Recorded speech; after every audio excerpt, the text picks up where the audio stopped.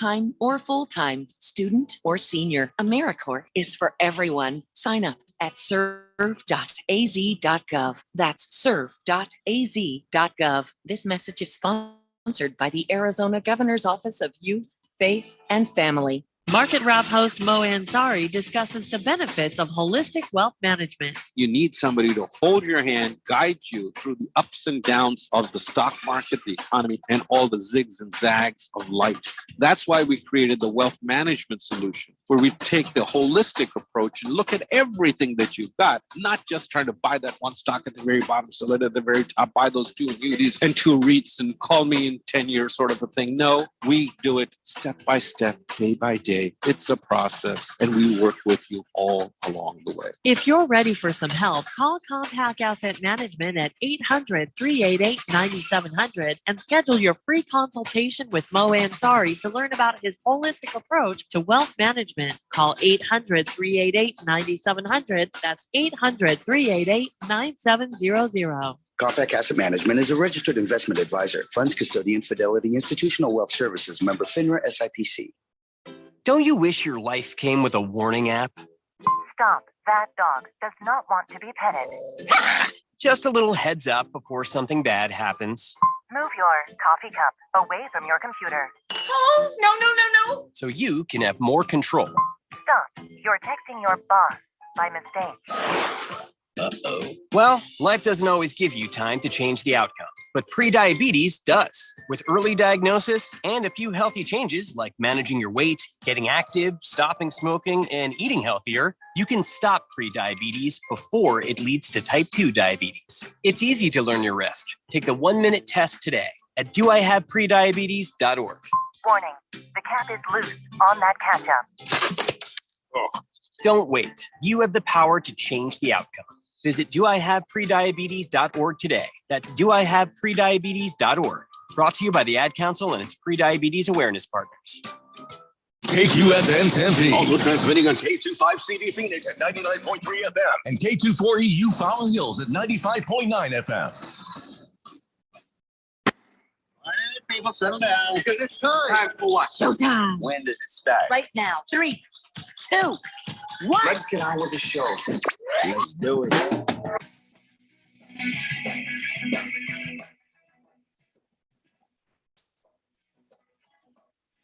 All right, everybody, it's Monday here on the Daily Blender. I'm your good friend, your radio pal, Jeffrey O'Brien, alongside Randy White. Got Ralph sitting there in his den of sadness. We have Keon sitting there in the control room, and we got you guys on the Fanatic text line, 888-368-1580, as we broadcast live in the Harman Solar Studios in Scottsdale. I just assume that you're sad with all the Lakers stuff behind you. It's got to be depressing. No, I'm actually very happy. It takes a lot to depress me. That's not depressing. Well, we can deal with your, counseling later. But right now, what we have to deal with is so much breaking news in like the last hour or so. We got a lot to talk about today. And but the first thing that everybody is probably going to be thinking about is the Jets and the Packers have finally got off their ass and sorted out what they need to sort out to have Aaron Rodgers be a Jet. Now, he's going to play with the number 8 because even though Joe Namath said he could wear 12, Rodgers is like, maybe I should ingratiate myself to all the fans of the Jets, and let's go ahead and go with number 8 instead of number 12. So that was his first thing. The other thing is,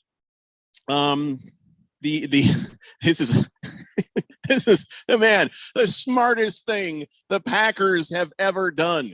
They got all the picks. This is like ridiculous how many picks they have now because of this trade. This was a dumb trade as far as how much the Jets paid for, maybe the last season of Aaron Rodgers. Let me give you the deets on this, as the kids say, right, Keon? That's what they say, the deets. I mean, but what I don't think now? anybody says it anymore. Keep us up to date, because I thought deets was cool. Man, I'm 33. I'm not cool anymore either. Well, that means you're in touch with the new lingo. Yeah, you got to keep us up to speed here. I figured you were young enough. Part of your job here, Keon, keep us up with the lingo. All right. So if anybody out there is younger than Keon, they can tell us, is it deets? Because I'm going to go with deets until somebody tells me. I think you should just go with the deets.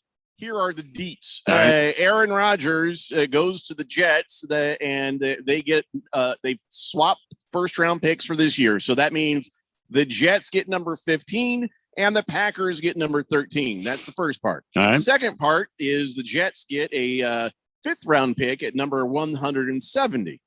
Okay. And now here's the Packers get.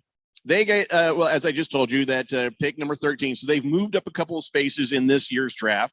They also get a second round pick, number 42. They get a sixth round pick, number 207, a conditional 24 second round pick, and that becomes a first round pick if Rodgers doesn't get hurt and plays 65% of the plays. Mm-hmm. Mm-hmm. You know, say what you will about Gutekunst. He got some. Here's another one. Swag. Oh, I bet he's all happy in his drip now. No. I thought it was working. No. This is not swag. These are trades.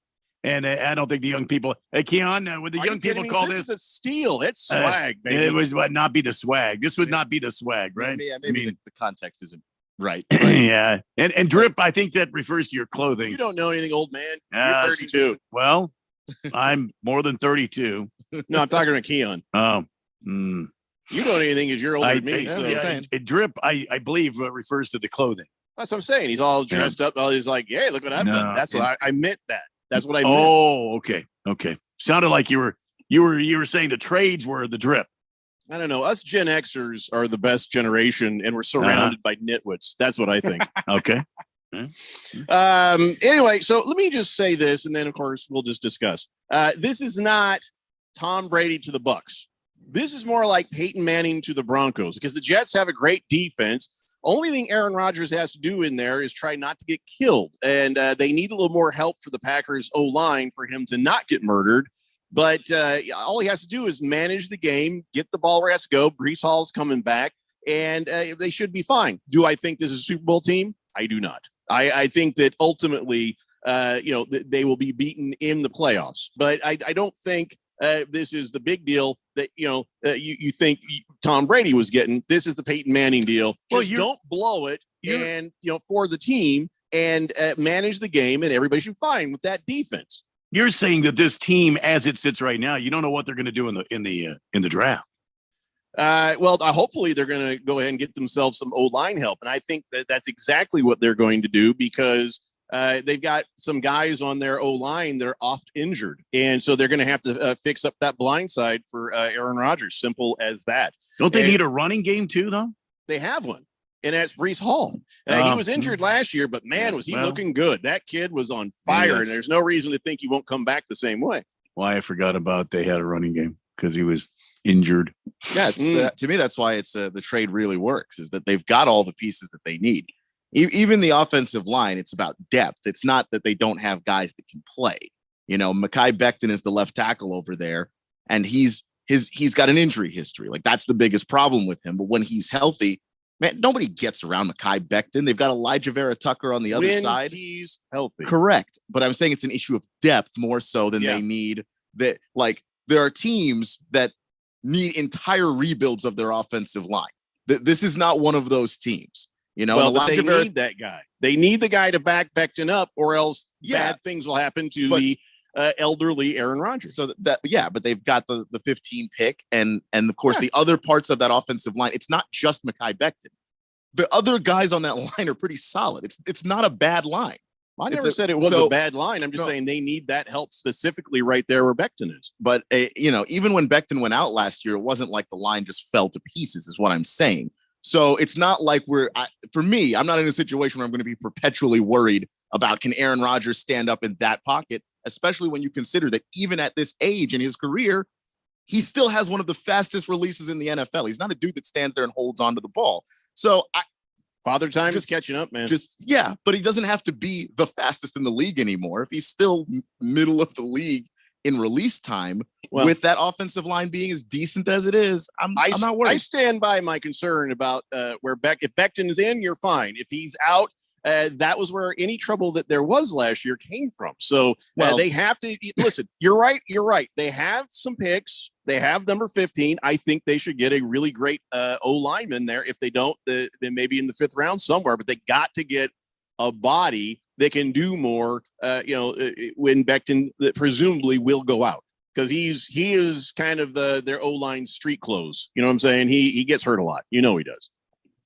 Yeah, and especially the last couple of seasons, and it really stinks because the guy's good. But you can find a way to get somebody who backs him up that's just solid. And then if you can get if Becton can survive the season, right, he'll probably be injured at some point. And if you can survive the season, like where it's not a season ender, where it's not a torn ACL or something that just puts him out for the year, you start getting healthy around playoff time. Because I like the wide receiving core. Garrett Wilson is going to be phenomenal. He was pretty good last year with Mike White throwing him passes. I just think that a lot of these guys that they have in their skill positions are primed for breakout seasons, just because Aaron Rodgers doesn't have to be MVP Aaron Rodgers. But didn't Mike White, didn't he get so beat up, so devastated he had to move to another city? I think so. Yeah, I thought it was because of that game where he stood in there and took such punishment. He had to move to an entirely new football team.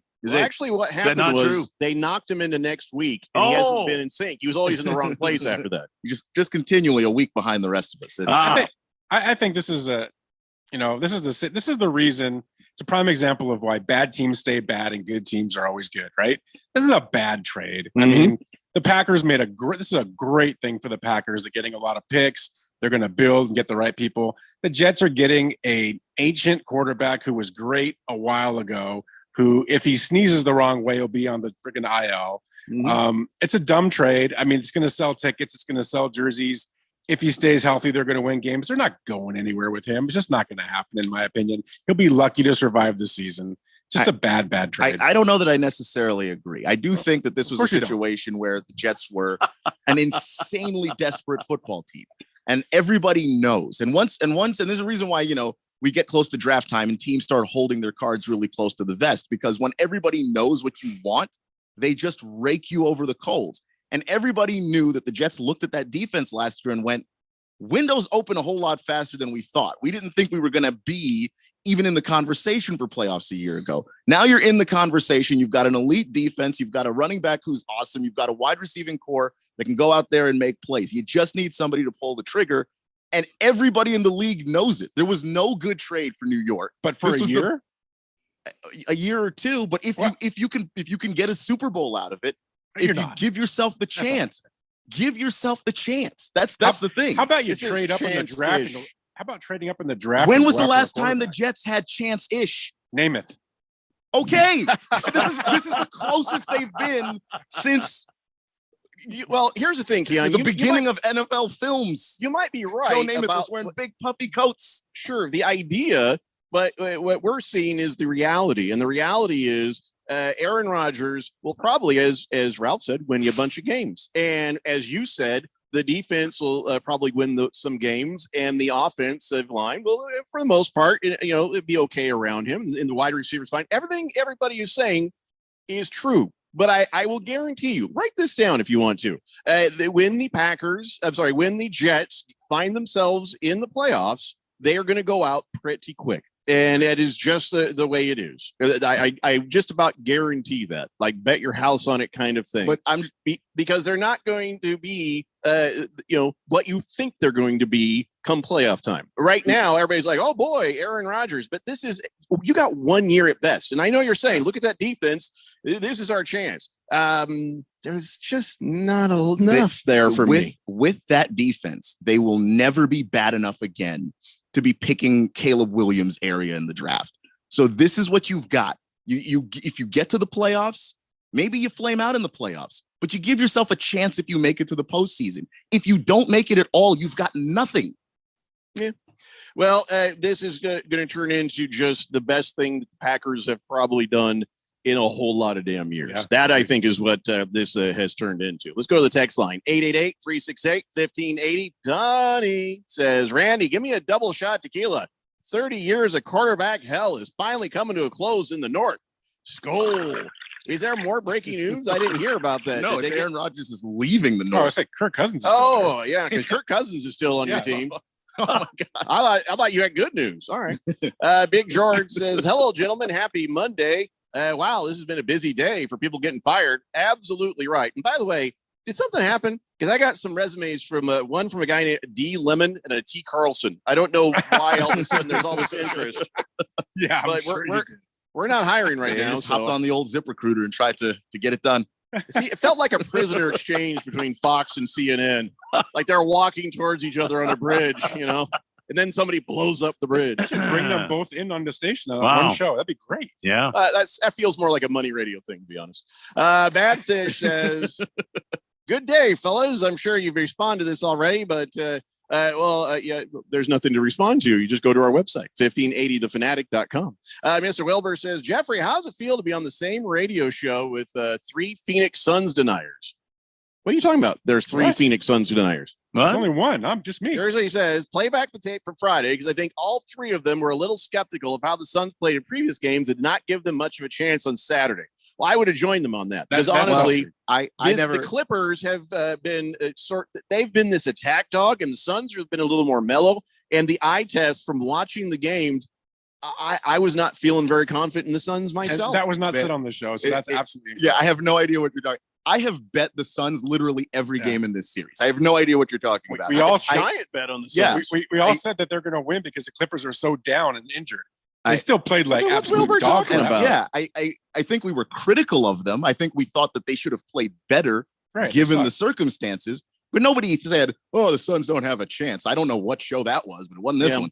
Well, Durant made it. He basically had the smartest comment. He says, "This Clippers team, they're going to stick around the whole game. They're never out of a game." And we saw that tenacity in every single game. Russell Westbrook is like, why is Leonard's not here? Don't care. He's played his brains out, done his absolute best. You can never criticize him for not giving every single bit he's got.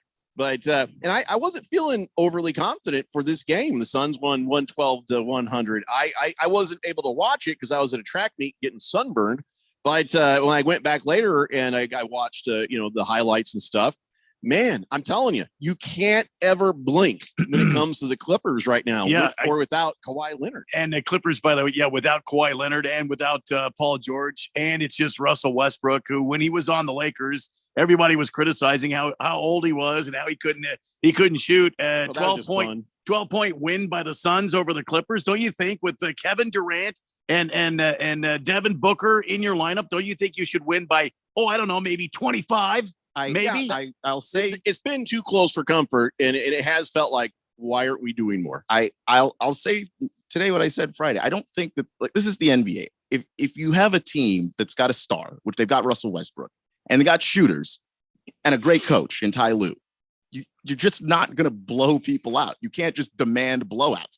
We've seen this playoffs, teams that you thought would win games, the games are closer, or they lose the games just straight up. I think the Lakers are the better team in their series, and they still lost a game that I don't think that they should have lost. The Bucks were able to win without Giannis in a game that I didn't think that they were supposed to win. You don't just blow people out in the postseason. It just doesn't happen like that, where you can predict it and say, that team's going to blow out that team. Everybody in the playoffs is an NBA team, and every coach that is here has some level of skill. So you have to give the other team some credit for being able to adjust to what they don't have and making do with the guys that are there. Yeah. Give all the credit to the Clippers bench. Give all the credit to the guys who've had to step up with Kawhi Leonard being out and Paul George. This Clippers team, even without those two, they're just tenacious. That's the best word I can use. And they're good. But I've also, on the other side of that, looked at the Suns and been like, guys, you got to step up and be more physical. You got to step up and have more of a killer instinct. It almost feels like, they're kind of doing their thing, and then there's bursts of, oh, crap, we got to do a thing. Instead of having a killer instinct and keeping that pedal down the entire time. I do think that is a weakness for the Suns. They need to match the physicality and the pace of whatever team that they are playing, and they got to do it to win. And they're capable of that. There's still a lot of young guys on this team. Chris Paul, maybe you sit out when they're sprinting, but outside of that, this is a team that should be able to do that. But you watch, here come the Clippers, and and it's craziness. Everything's good. It's like all frenetic. And then you see the Suns and you're like, do. Okay, I'll get you the ball. Okay, how about you the ball? All right, how about you the ball? It doesn't feel the same on both ends of the court. And I just would like to, like I've always said about DeAndre Ayton, I want to see more like aggression under the basket. And, he's got his game and he's making his points, but still you feel like you could have more aggression. And the same, with the rest of the team and the way Monty coaches, I'd like to see more of that speed and aggression coming down the court as well. But, I'm not coaching and they're winning. So what the hell do I know? But, hey, a win is a win. I was actually surprised. Were you guys surprised? I was surprised they took both games in LA. I be honest with you, I thought they would split the series. And the way this was going, I mean, again, I with Kevin Durant, Devin Booker, the way these guys have stepped up. I mean, CP3, although he did step up the last game, has been almost invisible. DeAndre Ayton is more of a finesse player. He's not a power center. And we don't really have any presence under the hoop. I mean, the Clippers keep beating us in the paint, but I was somewhat surprised that we won 2 games in LA. I wasn't surprised. I feel, without those guys in there, I feel like the Clippers completely outplayed Phoenix. They just don't have those 2 guys to do the scoring that they need. Because if they were there, the Suns would already be home. They'd be swept. So the Suns don't deserve to win this series, but they're going to win it because of what happened. Well, no, because you'll see next series, because right now they're playing a team that doesn't have the players because they're hurt. But next series you're going to play a team that's not hurt. Well, and we'll see how that goes. Who do you think we're playing next? Denver. And you're going to get lit by Denver. And Denver's just better. Like Lakers. Even if the Clippers were healthy, Denver would be better. So I don't know that necessarily proves your point. And I don't know. You can't take the points that the bench guys have or that the role players have and add what maybe Kawhi would have done and maybe Paul George would have done, because you still have a finite amount of shots there. So I just don't know that you guarantee a sweep. I mean, think of those moments. The gap between the Nuggets and the Timberwolves is a canyon, and even the Timberwolves didn't get swept. So I don't think that's those fourth quarter moments when the Clippers need buckets and they couldn't get them. That's when those guys would have stepped up. Yeah, but the Clippers have been trying to play with a smaller lineup to just take advantage of the Suns and the speed advantage that the Clippers seem to have, but it also means that they can't rebound. So that's just part of it. All right, bounce this question around in your head and we'll answer it, and we'll read a bunch more of these texts when we come back. The question is, Ralph, don't just blurt it out. I know you, because you're a hater. You're going to do this, but I'm going to ask you. I don't do that. Maybe mute Ralph. I don't know. But are the Clippers better coached than the Suns? It's the Daily Blender here on 1580, The Fanatic. Netflix, Amazon Prime, HBO, Showtime. How many streaming services are you paying for? If only there was a way to track and cancel subscriptions easily. Well, there is. Just download the Rocket Money app. Rocket Money organizes your subscriptions by due date and notifies you when something is coming up. From there, decide whether to keep it or cancel it with just a tap in the app. To find out more about Rocket Money, go to rocketmoney.com/save or download the Rocket Money app from the Apple app or Google Play stores. Rocket Money, the money app that works for you. Here's Howie Long for Skechers hands-free slip-in footwear. The world has gone hands-free. However, if you want to put on a pair of sneakers, you still need to bend down and help your feet in. Until now, introducing Skechers hands-free slip-in footwear. You don't need to reach down to help your heel in. You just step into them and off you go. So what's the secret? Well, there's a special smooth comfort pillow in the heel that helps your foot slide into place. And they stay on just like a pair of laced-up sneakers. Get hands-free slip-ins at a Skechers store, Skechers.com, or wherever stylish footwear is sold. Ad paid for by the Sentinel Group. Attention veterans, active duty military, civilians, and contractors. If you were issued earplugs between 1999 and 2015 and were diagnosed with hearing loss or ringing in the ears, you may be entitled to compensation. The manufacturer of these military earplugs recently paid $9.1 million to resolve claims that their earplugs were defective, potentially exposing service members to damaging sound levels that could have resulted in hearing loss or tinnitus. If you or a loved one were issued earplugs and were diagnosed with tinnitus or hearing loss, don't wait. You fought for this country, and our attorneys want to fight for you. Call 800-395-1813 now for a free legal consultation and to see if you may be eligible to file a claim. Time restrictions may apply, and you pay nothing unless there's a recovery in your favor. So call 800-395-1813 now. Again, 800-395-1813. That's 800-395-1813. Baseball is in full swing. See you later! And we've got the grand old game covered like an infield tarp. How about that? Who's hot? Who's not? We've got the latest news, score, highlights, and info from around the league all season long. It's a camper and it'll go all the way to the wall. We are your MLB hookup. Looking up and it's gone a home run. Get all the games you can handle on 1580 and 99.3. The Fanatic.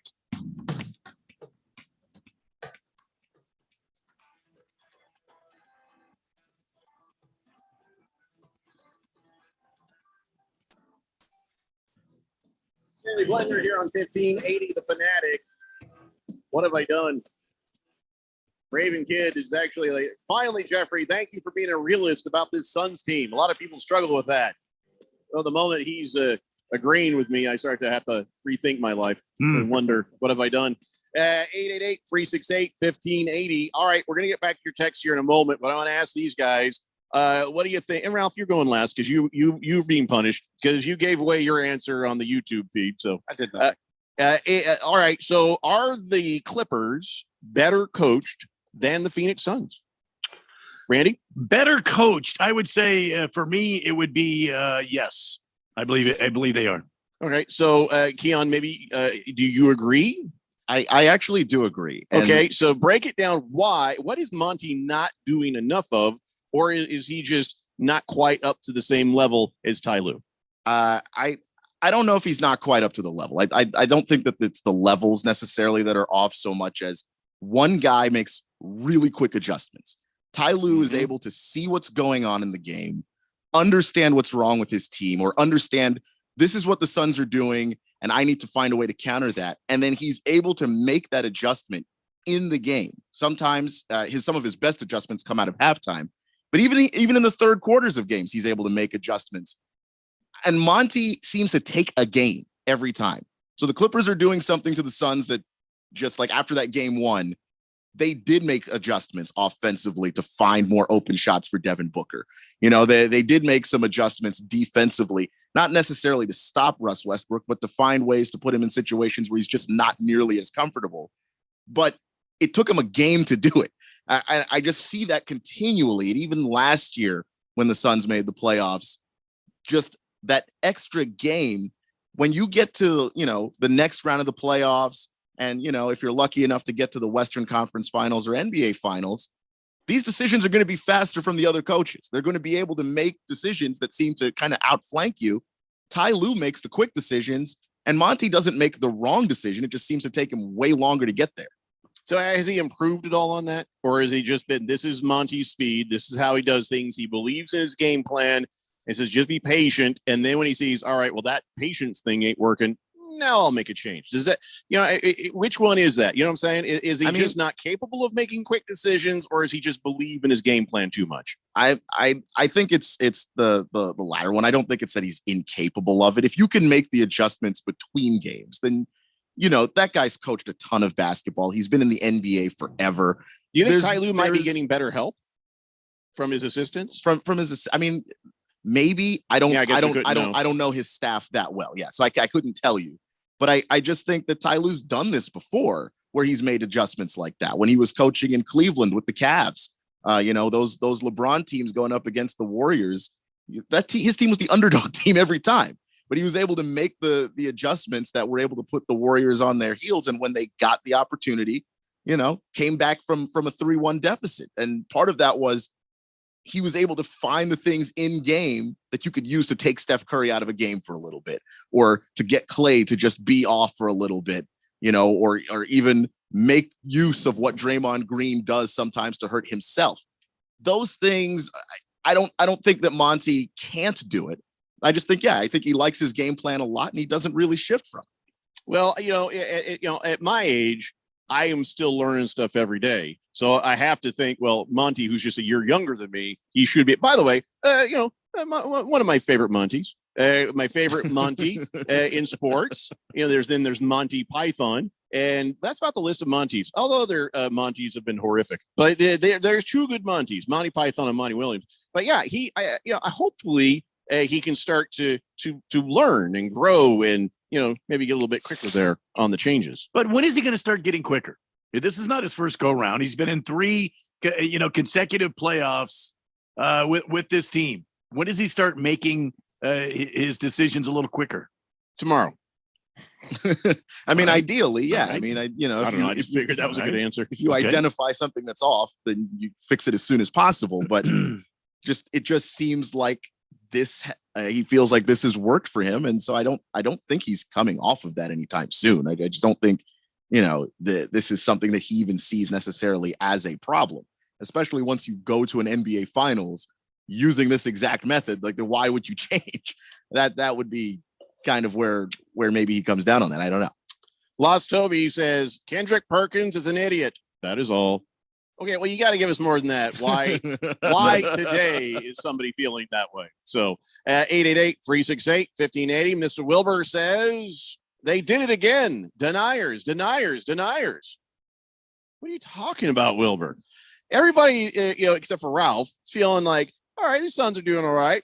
We'd like a little more out of them, but it's not like everybody's being deniers. Not even Ralph. Not deniers, but like it feels weird to me because me and Randy come from the point of view of even when the Suns win, you can be critical of them, and it just seems like people want you to kiss ass when they win, and that's just not going to happen. And I showed up today doing the exact same thing. So, and somehow, got Raven Kid to say nice things about me, which is unsettling. Yeah, it doesn't mean that we don't believe in them. I thought they were going to split. That's for sure. I think Wilbur is too used to listen to stations down the dial who get paid to say nice things about the Suns. And of course, everything is just wine and roses. We don't have to. Raven Kid says, even Ralph from Harmon Solar having a good take. This is impressive. I'm glad I'm not the only one taking notice of this incredibly soft play from the Phoenix Suns. The Nuggets are going to handle this team if they don't step up. No, that is absolutely true. I feel like they really need to step up what they're doing, when they come across the Nuggets. I think Monty gets away with it right now because they're winning. But when they start playing Denver and he's not making the changes and they lose, then all of a sudden everybody's going to start jumping on Monty. You watch. It's going to all change right now. He's getting grace right now. That is just the nature of the fans in this town. Yeah. But we've already identified it here. So I don't feel like I'm going to be jumping on him. I'm just going to sit there and go, Randy, and if like Randy poke him with a stick. Come on, do something. Randy's going to jump. You got to point out You're gonna jump, Randy. Oh boy. I'm going to jump. I'm just going to point out that, if you think that Ty Lue makes great adjustments, and I happen to, Mike Malone is no slouch in Denver. That's just, I have serious concerns about the Suns playing that team. I do. Hey, maybe they won't. Yeah, no. Swazman says, is it me or does it seem tough to win money betting on the NBA playoffs, even though I'm betting low money? I hate to lose 10 cents, I picked Boston Celtics to win the championship a month ago. I go 3-2-2-1, losing money. Only two teams can get to the NBA Finals, and Suns, well, they could still hang in there and make it. Tell you what, if they do meet up with the Nuggets and they survive that, then we all owe Monty a huge apology. I think that's all there is to it. At that moment, we just probably should send over like a fruit basket or something. No, absolutely not. Nobody asked you to chip in, Ralph. We'll sign your name on the card. Charlie Boy says, yeah, we're going to sign it for you. Happy Monday. Wow, Randy's got an audience at his house. Nicely done, Mr. White. Pour me a root beer, please, and thank you. You're wondering how long that would take. Blissful Hayes, yes, I'm getting to that in a second. Well, what the hell? We'll get to it right now because it's fun. The other breaking news, is it Ime Udoka? Ime Udoka has reached a deal to become the next Houston Rockets coach because, the Rockets have had no trouble at all with sexual harassment or inappropriate behavior in their past. So they're good. Maybe I think Cuban is setting up his wife, Tiffany, after 21 years, forcing her to temptation so he can get rid of her and not have to pay a bunch of money. I don't understand why a team is their past. They have been under the Rockets, or you mean the Mavericks? Oh yeah, nothing wrong with the Rockets. I thought I was talking about the Mavericks. Sorry, the redneck when you said Texan teams. You said Mark Cuban. I was like, wait, now hold on. Oh wait, so he doesn't own the Rockets. He owns the Mavericks. Mavericks, yeah. Oh, okay. Well, I don't know. I got no choice. Never mind. I got nothing for that. Never mind. So what's wrong with the Rockets? Other than they've sucked for a while. Yeah, they've been terrible. Yeah, nothing. But that's the NBA. I mean, you if you don't have one of the top 10 players in the league, you cannot win a championship. And so you start to suck. That's the only way to get one of those players. It would have been better if it'd been the Dallas Mavericks. Yeah, but the Mavs coach is Jason Kidd, who we already don't like. So moving right along. So there we go. All right. So there's been trades and hirings and firings. Nick Nurse, he got fired and all that stuff. Is he a bad coach? I mean, no. I think it just it became a stale situation in Toronto. Is what I think Keon and I talked about on Friday. It just became a stale sort of relationship. It just sort of they kind of caught lightning in a bottle when they got Kawhi, got to the title in 2019, got the Warriors on their last legs and then beat them and won the title. And then Kawhi leaves and there just was no way for them to really go up from there. Okay. So now they're at a point where really to reboot, they might end up selling off most of the parts of that team, except for maybe Scotty Barnes. And I don't know how much Nick Nurse really wanted to be there for that, to be honest about. And then I don't know if the team really saw him as the guy to continue moving forward, but I think Nick Nurse is a really good coach. All right. So does he, are they going to pay out his contract or did they get him at the end of it? That's the thing. Cause here's what I'm going to do. I'm going to get my Nick Nurse glasses on and see if that helps me get fired so I can get out the rest of my contract. Just get some unemployment going here. Yeah. He had one more year left on the deal. All right. I look more like the old man from Up. I don't look as much like Nick Nurse like this. I don't think you look like the old man from Up at all. The first 7 minutes of the next hour are going to be very sad. Oh, boy. That's what I'm thinking. 888-368-1580. So let's talk about something else sad. The Lakers are hosting the Grizzlies, and they, the Lakers surprisingly went 2-1 up over the Grizzlies there. So Keon, tell me, what happened? Did everybody from the Grizzlies get the flu? I mean, did they get the COVID? Did everybody on the Grizzlies come in with a limp? Was somebody ringing alarm, bells at the hotel at 2 a.m? How in the hell is this even possible that the Grizzlies find themselves down 2-1 to the Lakers? It's a couple of things. I think the Lakers play fantastic defense. I think that the ball doesn't move around nearly as much when Ja Morant is out there for Memphis. So that's always an adjustment period when he comes back. Like if you look at the record this year, it's weird. They have a better record without Ja than with him. I don't think that makes them better, but it means that they have found more creative ways to win when he's not out there, as opposed to everybody knows Ja Morant is a show. You let Ja Morant do his thing, and then you keep the other guys from scoring. I also think that the Lakers are just deeper, just plain and simple. And then the third thing is Dylan Brooks might actually be hurting the Grizzlies more than he's helping them with. Yeah, for a moment you're just like, everything. All right, you go in there and start something, and now you're like, oh, you did not back it up at all, did you? And now the thing with him is, here's what I think is going to happen. At the end of all this, he's going to go to LeBron and be like, I was just gamesmanship. Oh, I think you're the best ever. I don't know. It's always sort of disappointing when somebody tries to start crap and they can't back it up. I don't think he will. And by the way, you think he believes what he's saying? I think he does believe what he says, and I think that's just his game. And by the way, when you're going to take on the NBA's number one player, you can expect to have some judgments go against you. I mean, I don't know about this flagrant foul business, but I think there was maybe a bit of protective refereeing going on to make sure that LeBron stays in the game, make sure that he's well maintained here on the basketball. That's it. That's my take. I don't have any proof to back it up. I'm just saying ratings go down if LeBron's not in the game. You see what I'm saying? I think that immature a-hole just punched him right in the junk. That is actually also that's what happened. And he's an immature a-hole is all he is. And the flagrant thing, part of it is your history does factor into some of this stuff. Absolutely.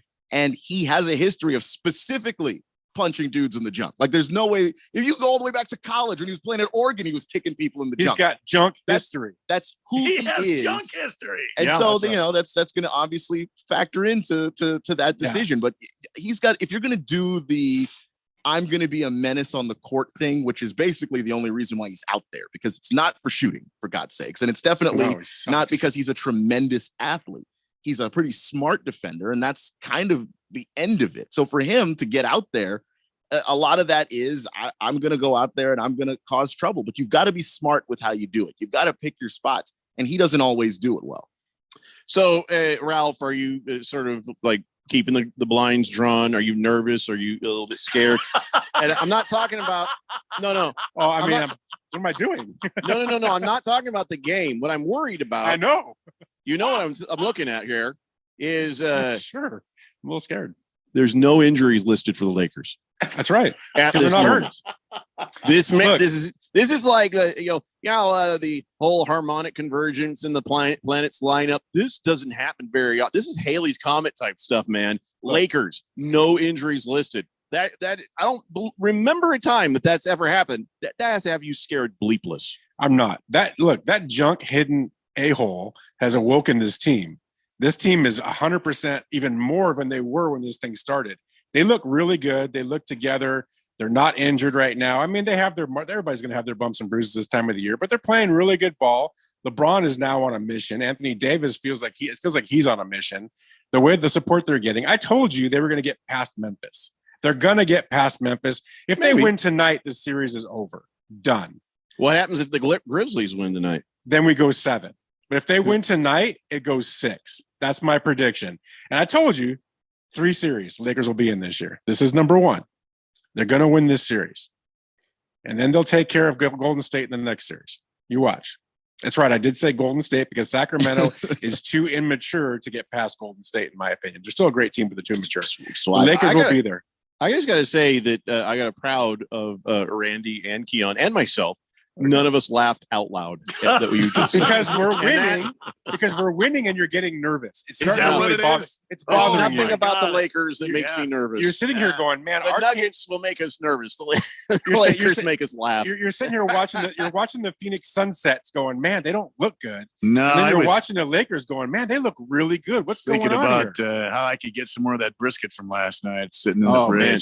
Yeah, if Ralph hadn't taken like a bucket of it, I would have taken some home no. man. Keon was brisket sandwich. Did you take some home too? I'm the only one that get to go back. In my stomach. I He didn't took home in his stomach. I mean, he had a gallon bag. I had a giant plate, and it was just brisket and nothing else in his plate. Damn, I had like a little like a fifth of a plate, and I felt like I was out of line. I was like nervous I'd be noticed. I'm like nom. All right, we're going to take a break. When we come back, let's talk the actual game of the Grizzlies and Lakers tonight at 7. And, I don't care. I mean, we all know Milwaukee is probably going to beat Miami tonight with Giannis Antetokounmpo coming back. So we'll focus on the Fakers and the Grizzlies and all that. It's the Daily Blender here on 1580, The Fanatic. Today on Hey Culligan Smart Home, Smarter Water Softener. Here's Kevin. Hey, Culligan, can a smart water softener lift those heavy salt bags for me? Kevin, it can. Wait, it can? Yep, the smart high-efficiency water softener from Culligan can alert your dealer when the salt needs to be replaced, and they'll do it for you, so your water stays soft and you stay away from lifting the bags. I mean, I could lift them if I wanted. No judgment here, Kevin. We're happy to do it, and we're already on the way. Let us help you out with a free in-home water test with the local Culligan water expert at Culligan.com. Here's how we long for Skechers hands-free slip-in footwear. The world has gone hands-free. However, if you want to put on a pair of sneakers, you still need to bend down and help your feet in. Until now, introducing Skechers hands-free slip-in footwear. You don't need to reach down to help your heel in. You just step into them and off you go. So what's the secret? Well, there's a special smooth comfort pillow in the heel that helps your foot slide into place. And they stay on just like a pair of laced-up sneakers. Get hands-free slip-ins at a Skechers store, Skechers.com, or wherever stylish footwear is sold. My brother-in-law died suddenly, and now my sister and her kids have to sell their home. That's why I told my husband we could not put off getting life insurance any longer. An agent offered us a 10-year, $500,000 policy for nearly $50 a month. Then we called SelectQuote.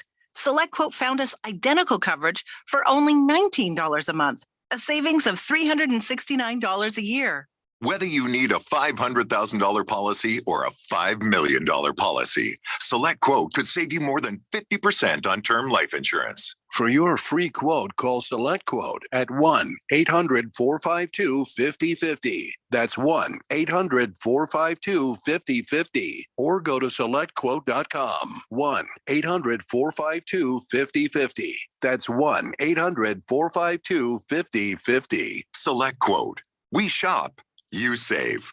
Full details on example policies at selectquote.com/commercials. When you run a business, you need to be in control. And while you can't control everything that happens in the world of business, you can definitely take control of your utility expenses with the help of Harmon Solar. Give them a call and see how your company can save up to 80% on that monthly electric bill with zero down and no payments for 12 months. Harmon Solar is a local family-owned company that uses top-of-the-line equipment. Call Harmon Solar, 800-281-3189. That's 800-281-3189. Or go to harmonsolar.com. I'm Matt Damon. I'm Zachary Levi. I'm Uzo Aduba. Join Major League Baseball and Stand Up to Cancer as we stand in honor of all loved ones affected by this disease. Visit standuptocancer.org/MLB. Stand up with us. The most important event in sports could happen at any time. Like right now. Or right now. Or even now.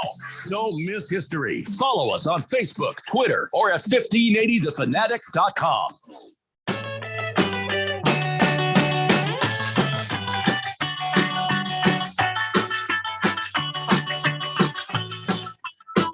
Today's Blender here on 1580 The Fanatic and okie dokie. By the way, we are going to do a special draft show on Thursday, and we're just going to go until we just don't feel like doing it anymore. That's the way the draft show is going to work. I mean, we're not going to probably do how long do you usually take to do the entire first round? It's like 3-4 hours. I can't remember how long it takes. It doesn't take 3 hours, but it'll take a couple. We're not doing more than 2 hours. I mean, maybe we will. I don't know. It just depends on my mood. But, at least we'll get through the Cardinals pick, the Colts pick, of course, the Rainy City Bitch Pigeons pick. We'll get through probably the Packers and the Jets picks just to see how the trade for Aaron Rodgers sort of washed out. We'll get to your Washington Commandos pick. How about that? Because we don't give a crap about anybody else. If it's getting late, we'll cut it off after the Commanders pick. I mean, I think if it's getting like, well, holy crap, this is taking forever, then we'll do it there. But if things are still moving along, I don't know, until we get bored. I don't know. Where will it get bored? Where does this get boring, by the way? Where does this draft, that first round, get like, yeah, whatever, we knew that. What do you think? I don't know if you're going to get that in the first round necessarily, where you just get a bunch of stuff you knew. Because who gives a crap what Dallas does? I mean, just Dallas fans. We're not in Dallas. Yeah. Who cares what Pittsburgh does? I'm curious about what Tampa Bay is going to do.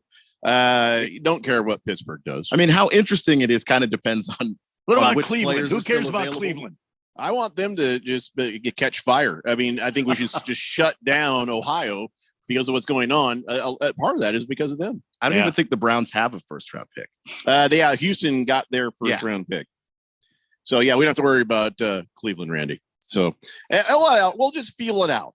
All right. So, you guys will be on the text line. We'll be here doing the whole thing. I guess we're just going to have to see what happens. I don't know. And Radio Ron says, hey, if you're going past 6, you've got to take it to 7. All right. That is all. I didn't know he was listening. Well, I think that just to even get through all of our picks, it'll have to go to 7 at least. Can somebody look up how long this thing went last year? Because if it's good and compelling and we're having fun with it, we'll go. Maybe go as far as 8. I don't know. You guys up to 8? I don't know. I think that there's a lot of build up to the first one, and then we'll see where we're at after that. So 888-368-1580. Sussman says only 2 teams can get to the NBA Finals. Suns could still hang in there and make it, hopefully. Raven Kid says Udoka is a great signing for Jalen Green and this young Rocket squad. I'm excited to see what they do next year. Okay. Sounds like they need some players. They've got a couple young guys. Cardinal Art says 1588. Wait, that was from April 24th. Why am I seeing that? Yeah, got a little glitch going here. As soon as your last text comes in, wait, what is today? It's 24th or 25th? What is today? 24th. Oh, it is. Oh, so that is from the day. Oh, sorry. I got to scroll back here and read what he had to say. Cardinal Art's been texting like crazy here, and I've missed all of it. Let's see. He says, there's no down the dial in my radio, gentlemen. Good man, Cardinal Art. He says, Randy, may I please have a cold, frothy brewski of your choice? Just make it cold, please. And Ralph, Keon, Jeffco, what it do? What it do, Cardinal Art? What it do? He says 1580 AM, only 25 hours a day, 366 days a year for me. I'm tuned in, even on leap year. That's a great great promo right there. He says Dylan Brooks is the new CP3 with the punch, the cojones, except with none of the talent. Draymond Green, I think Dylan Brooks and Draymond Green sort of comparison might be better. They have more in common, but Draymond Green is and I do not say this lightly, a genius level passer. Yeah, you're just not getting that out of Dylan either. Yeah, he's got good defense, and he does know how. And then every now and then, out of nowhere, it's a 3-pointer. Like, what the hell? Where'd that come from? Pinocchio says, "Happy Mondays, fella. Y'all watch that fight, man. Glad there was no cover at RT O'Sullivan's. You're talking about the one where he knocked the guy out with a body blow? Yeah. What he did they find out? Did he break his ribs or just take the wind out? I think it was a liver shot. Oh my God, he's going to need a liver. Yeah, listen, I've been hitting the liver, and I got to tell you, I'd rather just be punched in the face. How do you know you've been hitting the liver? I don't even know how would that even feel? How do I know it was my liver? I mean, you don't know it's your liver, knocks you out, so. But when you get hit there, your legs don't want to work anymore. Wow. You just don't. Have you ever seen a body shot knockout? I've never seen that before. Yeah, actually. In real boxing, not in real boxing, it was like gym boxing. Boy, 2014, I think it was Marcos Maidana and Amir Khan. Marcos Maidana hit Amir Khan with a body shot, and Amir Khan went down like a sack of potatoes. Oh. Very much awake, very much conscious, and that dude's a warrior. He'll fight, but he just couldn't get back up. His legs didn't want to. They just gave up on him. Did you take this shot recently, Keon? No, it's been like. So it's not relationship related. It was like 10 years ago. No, it was boxing related. Oh, okay. Yeah, you don't. You're. I'm not going to say her name because nobody said we could, but we did get to meet Keon's girlfriend. And she'll punch in the liver. I believe that 100%. I don't think she liked me at all. So I was just really quiet and respectful because I thought she'd punch me in the liver. She not have a problem with you now. I think she did. I felt it. I felt it. I don't think she's a liver puncher. I was covering my liver the whole night. Not my experience. I did notice you were sitting across from her. Yeah, I was out of. Why you didn't want to sit. I was trying to stay out of liver striking distance there last night. Well, she seemed like a nice girl and everything.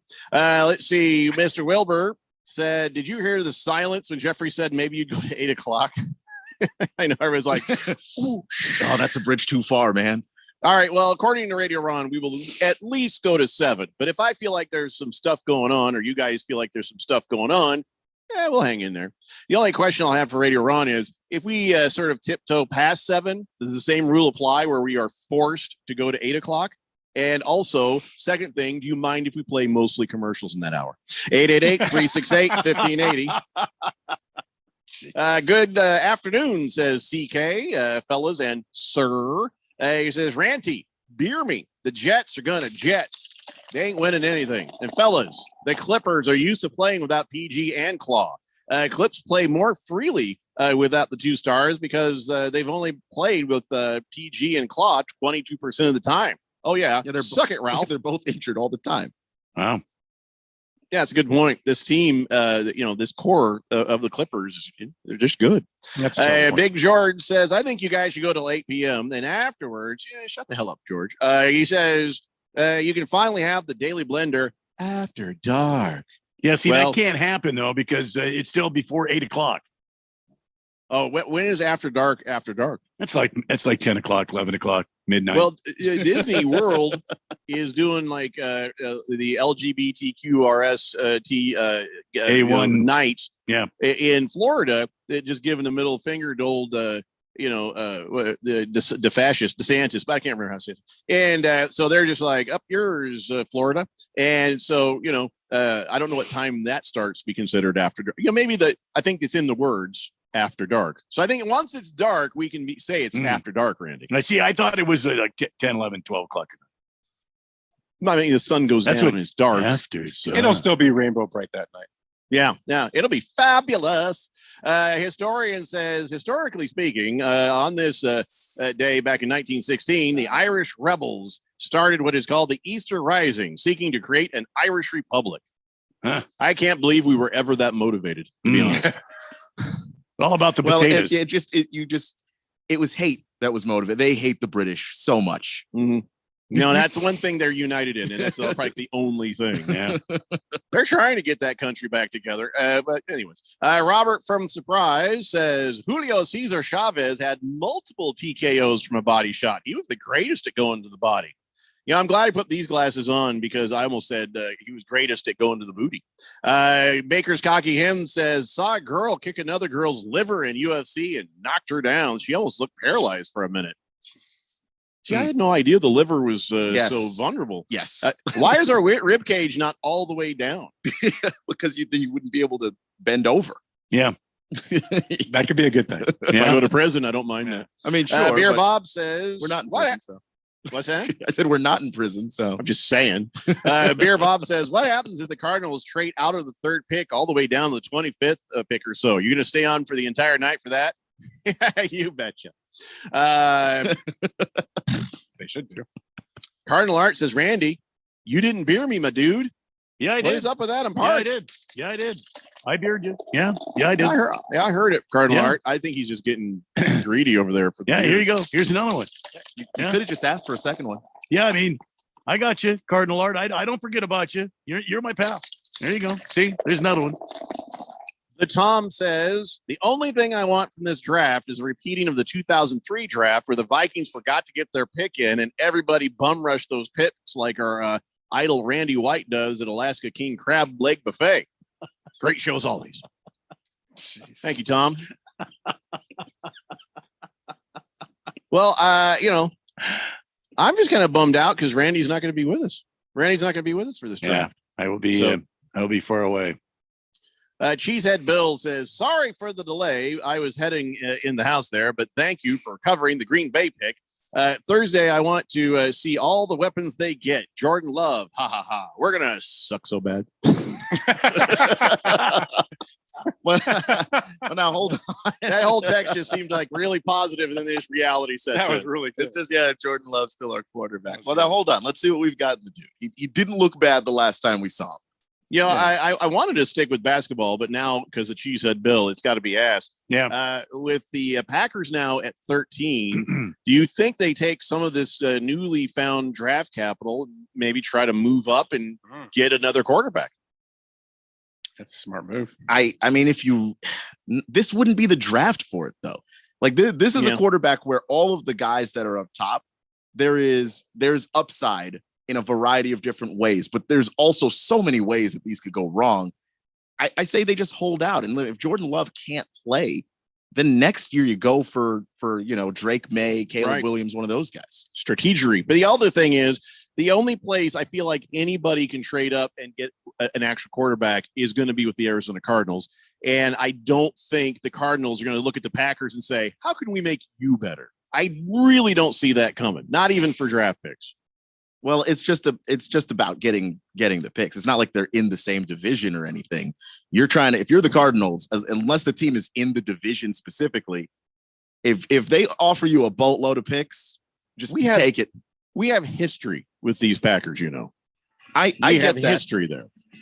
I get that, but you take your picks, make yourself better. Don't worry about Big that. George says, question for Ralph, isn't this Kings and Oilers series just amazing? Each game is tight. So many overtime games. Series is tight too. Really fun to watch. Great hockey. Love it. He now asks you a dumb question. You think the Kings are going to win in 7? I do. I think they win in 7. Of course he's going to say that, George. Well, no, because that's the way the series goes. He thinks the Lakers are going to win the damn championship. If you appreciated hockey, you'd be loving watching this. This is a great series. But I know you don't. It's been back and forth. It's been fun. It's been a lot of fun to watch. I make no apologies. If I were in person watching the hockey, I would love it. I just don't dig it on TV, so that's why I don't pay attention. Yeah. All right, we got to take a break. We come back, more of your texts, and we never got to break down the Lakers Grizzlies. I think because Ralph is afraid of it. The Daily Blender here on 1580 The Fanatic. This is an important notice to consumers facing $10,000 or more in credit card debt, medical bills, or other unsecured debt. You may not be required to pay it all back because there are special programs now in effect that will significantly reduce the amount you will owe if you qualify. This is not bankruptcy or a debt consolidation loan.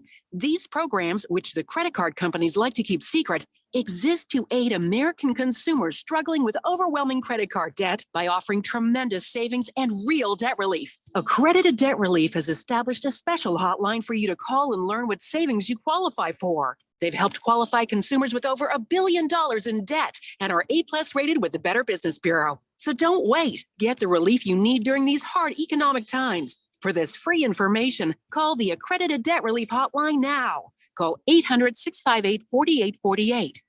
800-658-4848. That's 800-658-4848. Ad paid for by the Sentinel Group. Attention veterans, active duty military, civilians, and contractors. If you were issued earplugs between 1999 and 2015 and were diagnosed with hearing loss or ringing in the ears, you may be entitled to compensation. The manufacturer of these military earplugs recently paid $9.1 million to resolve claims that their earplugs were defective, potentially exposing service members to damaging sound levels that could have resulted in hearing loss or tinnitus. If you or a loved one were issued earplugs and were diagnosed with tinnitus or hearing loss, don't wait. You fought for this country, and our attorneys want to fight for you. Call 800-395-1813 now for a free legal consultation and to see if you may be eligible to file a claim. Time restrictions may apply, and you pay nothing unless there's a recovery in your favor. So call 800-395-1813 now. Again, 800-395-1813. That's 800-395-1813. For the latest from the world of golf, tune in every Saturday morning from 6 to 8 for the Golf Shop Radio Show, presented by PlayGolfMyrtleBeach.com, the golf capital of the world. Hosts Mark Greenhalgh and Matt Blanchard talk golf from tee to green and everything in between. If you like golf, you're going to love Golf Shop Radio. Before you tee up, drop on in. Welcome to the Golf Shop here on 1580 and 99.3 The Fanatic. It's back. The second annual Fire and Fairways Charity Golf Tournament presented by Kasai Japanese Steakhouse is Monday, June 5th at Silverado Golf Club in Scottsdale. Supporting Arizonans for Children, helping foster kids since 2002. Early entry is just $160 and includes fabulous lunch and drink celebration at Kasai Japanese Steakhouse, Scottsdale. Win a trip to the 2023 Ryder Cup, a Pebble Beach golf vacation, a 2-year car lease from Coulter Cadillac, and much more. You can help. Be a sponsor or donate a prize. Go to fireandfairways.com. That's fireandfairways.com. Live from the Harmon Solar Studios in Scottsdale. This is KQFN Tempe. Also transmitting on K25CD Phoenix at 99.3 FM. And K240U Fountain Hills at 95.9 FM. All right, people, settle down because it's time. Time for what? Showtime. When does it start? Right now. 3, 2, 1. Let's get on with the show. Let's do it.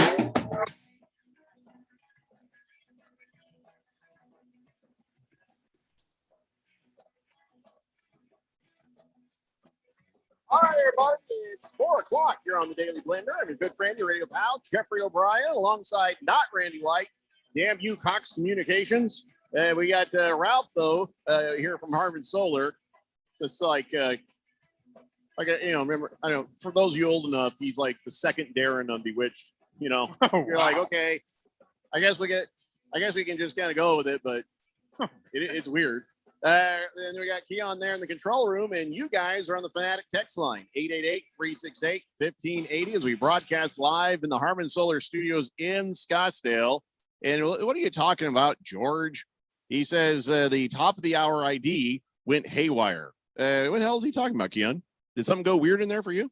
Yeah, it didn't sound like it to me. So, George, maybe you're listening on a stream or something, and maybe you heard a little, sometimes it happens. So, all right, so we got to let's clean up what's left on the text line, and then we'll get back to Grizzlies versus Lakers. Robert from Surprise says, "Who has the fastest 40-yard dash in the combine?" That will be the Raiders' first pick right there. Okay, well, Keon can look that up.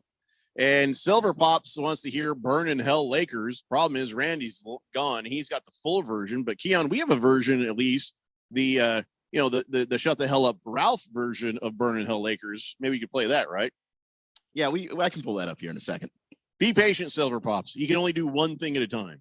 Raven Kid I says, got one screen, Are you telling me the Daily Blender is short staffed for the draft special on Thursday? Yeah, I know where you're going with that, Raven Kid, and we do owe you a show. So you think we should let smarmy little Raven kid sit in with us for the draft show? Give his whole, anal analysis. Jeez. I don't know him enough to say yes or no. I mean, I met him when he was 14. I don't know what he's like now. He's like 18. I don't know. Yeah, I don't know. I mean, that's your call. I met Raven Kid, I think, at the fantasy football draft party, and seemed nice enough. Yeah. He's he sort of has a whole previous co-host vibe to him, if you will. A little bit of that, a little bit of that know-it-all stuff going there. So I'd say no now based on that. Yeah. But I don't know. I'm thinking about it. We're going to think about it, Raven Kid. We do owe you one. Cardinal Art says, from what I hear from my source, which is my mom, and a Wisconsin native who still lives there, she says the Packers are interested in Richardson if he slides, per her local sports talk source. Yeah, I think a lot of people will be interested in Richardson if he slides. I don't know if that guy is, he needs to be sitting behind or have contact with a veteran, and the Packers have Jordan Love, who is not a veteran. And I don't know if Richardson sitting behind Jordan Love is helping anybody. Keon, I mean, what do you think? Well, what would he learn? I mean, it's Jordan Love, I'm sure, has picked up some things from Aaron Rodgers, but he hasn't really had the chance to apply those things. So I'm sure he could explain some things to Anthony Richardson in terms of, this is what our offense is like. This is what Matt LaFleur is looking for, what he's not looking for, that kind of thing. And maybe I don't know how Jordan Love prepares for games, how much film he watches. Maybe Anthony Richardson can see the process of that as well, just from an NFL guy. But I mean, when we say a guy needs to sit behind a veteran, we're talking about somebody with, 6-7 years in the league, which is definitely not Jordan Love, who's about to be getting really his first real taste of being a starter in the NFL. Best move for the Packers, if you can't trade up to number 3 to take a more substantial quarterback, you just roll with Jordan Love. Fill in the other needs that you have, and like Ralph said, hey, if you lose this year, well, there's somebody better coming up in the next draft. So just tank. See, and I was trying to be a little more gentle about it, but you're just like going right to the word tank. Well, I mean, you might as well just tank. Next year, you got this guy coming up that's going to be amazing. Just tank. Colts tanked, but not enough. That's a problem. I'm in a weird limbo spot right now, trying to figure out what comes next. Will Levis. I keep telling you, that's who they're going to take. Man, Levis, and here's the thing: I don't believe any of the betting odds. They're like, oh, the betting odds now have this. They don't have that. I don't give a crap about that at the draft. I mean, my own GM came out and said, listen, everybody's lying. Everybody is lying right now before the draft. Nobody wants you to know what they're going to do. Everybody's got misdirection because everybody else is going to try for a last minute deal to try to get, the most out of somebody else. So if you think you know what's going on, you don't. And that's why I would never bet the draft. Not in a million years would I bet the draft. I think that might be why. Is that why? Yeah, I think that's why Raven Kid has earned the ability to be on one of our shows for one day, because he picked the most draft positions correctly in a previous year. He rocked it. So it's not easy to do. And I'm sure what's the guy's name? Against the spread will tell you, maybe that's not something you want to bet. I mean, like top of the draft, if there's some movement there and it seems pretty obvious what's going on, but you wouldn't bet like 15 or 16 because how could you possibly know that? Everything, it's like unless it's like live betting in the moment. You might be pretty consistent in the top because, like you say, you kind of have an idea, but in the NCAA bracket or in the draft, everybody is going to fall apart towards the end. Nobody's going to get it right. Yeah, especially, and once you factor in trades, it's like what could you possibly know? Also, to answer a previous question, DJ Turner II had the fastest 40-yard dash in the 2023 combine out of Michigan. He had a 4.26. Wow! All right, we'll write that down on our sheet. Saying that he'll go to the Raiders, and we will see if Robert from Surprise gets that one right, which they historically like. And to answer the second question, burn in hell, Lakers! Burn in hell! There you go. There you go. All right. Well, that brings us to this. The Lakers are hosting the Grizzlies, and I will laugh my ass off if the Grizzlies beat the Lakers tonight at home at the, what are they calling that place now? It's not the Staples It's the Center. crypto.com center, whatever it is. Crypto, like Lakers, not gonna be around that long. Anyway, so let's go down the basics. All right. So the favored is the Lakers this on the spread by 4.5. And so if it's 4.5, how would you bet this, Keon? I mean, if it's 4.5, I think the Lakers would cover that. Just with the way that they've been playing lately, and obviously you're going to say that you're going to have to put the caveat that they need to stay healthy. But if they stay healthy, the Grizzlies don't have enough. It's just plain and simple. Their best 3 guys are really good. But then after that, that's after Ja and Desmond Bain and Jaren Jackson's like, what do they actually have? And it gets really inconsistent and dicey after that. All right. So if you're betting the money line, you can get plus 158 out of the Grizzlies, negative 190 on the Lakers. Doesn't almost feels like it's not worth it to bet the money line. You know what I'm saying? I mean, plus 158, that just means Vegas and the spread too kind of feels like this could go either way. I mean, I think that's just playoff basketball. Like you're just not entirely certain on any given night. Playoff basketball is notoriously tough to bet unless one team is just completely outmatched. But I don't necessarily think this is a pick 'em. I just feel very strongly that the Lakers are better than the Grizzlies are. And, I don't think they're going to blow them out or anything, but it's a pretty big gap. All right. Well, let's talk about the over-under then. They have it down at 221. And if I am to listen to both you and Ralph about how this game would go, I kind of feel like I'd go with the under. What do you say, Ralph? I'd probably go with the under too. I mean, I don't 221's a pretty high number. The way these guys have been playing, I can see it right 215, 214 total, right around there is where I think it's going to wind up. So I would go under. What do you say, Keon? I think that just in terms of what they're able to do to take away what their opponents want, Taylor Jenkins and Darvin Ham are 2 of the better defensive coaches in the league. So I take the under as well. All right. So I guess everybody thinks the Lakers are going to win. Well, I'll be rooting for the Grizzlies. It's a big game. The Lakers need to win this game because you don't want to have to try to win in Memphis again. They're too good at home. If they can win this game, they'll probably go back and lose game 5 and they'll come back home and close the series out in 6. That's the way I see it happening. All right. So, yesterday at Randy's house, they get together. When I was sitting there and I asked the question and nobody answered it. And I was just like, all right, maybe everybody thought I was trying to bring work into this or something. But I asked the question. I said, I was at a track meet, didn't get to watch the game. What do you guys think about it? Nobody answered it. They're like, well, Suns won. And that was the end of it. I was like, well, okay. Did you guys watch the game? I thought you were just asking about the result. I didn't know you were. No, I knew that they won. I just wanted to see how you felt about it. Like, well, that was too close or it felt good. I didn't know if the Clippers had played it closer and scary. And there's at the end, there was garbage time or if there was a bigger spread. I didn't have a good sense. I answered you, but you didn't listen to me. What? I answered you, but you didn't listen to me, kind of like right now. What? Exactly. But I didn't. Well, of course, I'm not going to listen to you because you're just going to hate on the Suns. No, because what I told you was the game, Suns hate filter. I told you the game was close the whole way through.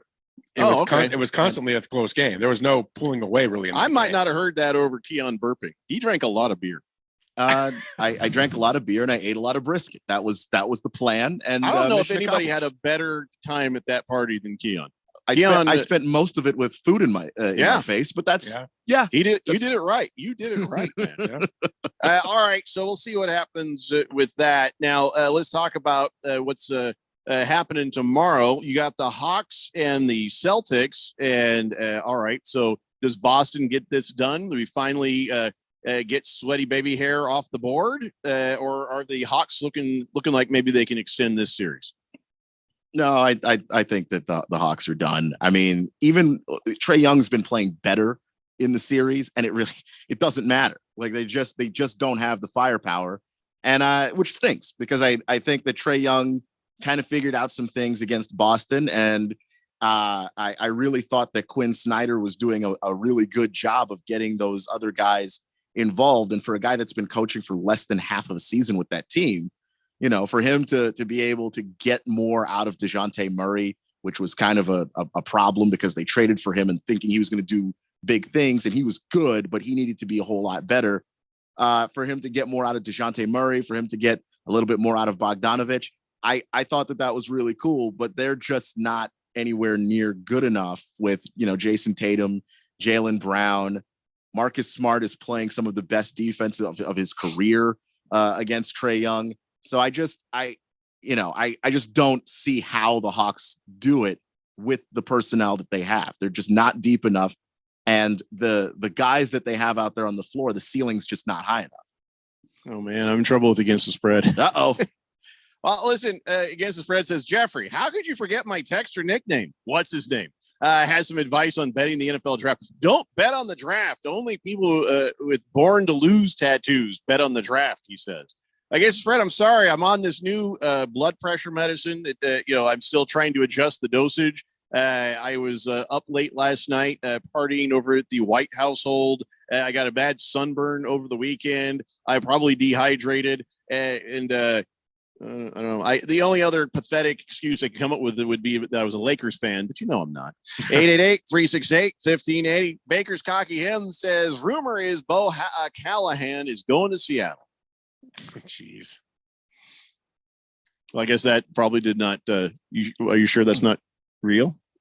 You have the 5th pick. Okay. Scratch Because says, I thought the Raiders draft whoever drives the fastest, not runs the fastest. well, historically, too soon. Historically, it could go either way. That's fine. Jagdog says, who sucks worse, Dodgers or Lakers? Neither. Last time I checked, the Dodgers were in first place. I don't know what you're talking about. By the way, that was a lie. You came into the big old barbecue. Randy and I are over there at the smoker, and you came stumbling in, and it says, Dodgers are in first place. Now, like I said, I have been sort of out of pocket because I was at a track meet, and no, you are not. Yes, the Diamondbacks are. No, the Dodgers are. They're tied. They're tied, but the Diamondbacks, by their record, are above both the same Dodgers. Record. They're both 12 and 11. No. There's tiebreaker stuff, and you guys lose on the tiebreaker. So that's why the Diamondbacks are in first place and the Dodgers are in second place. Oh God. Well, I'm right. I'm right. Did you even mention, the Dodgers are tied with the Diamondbacks for first place? You just left that piece of information out and made me feel, I was like, oh, well, okay. I guess it's a matter of time. I don't recall that statement. Yeah, I do recall that statement. Oh, it was a matter of time. You weren't there yet. I don't recall that statement. We were in Randy's office. I was definitely there. Don't recall that. Never he had his standings board on the wall. Never and saw you pointed at it and said, that's wrong. Dodgers are in first place. And I said it again, Ralph. You were drinking a lot, so I'm not sure you remember what you were seeing. Man, I had 3 beers. And he's on medication. So I got an alcoholic and a guy on drugs telling me what I said. I had 3 beers across 4 hours. I was not hammered.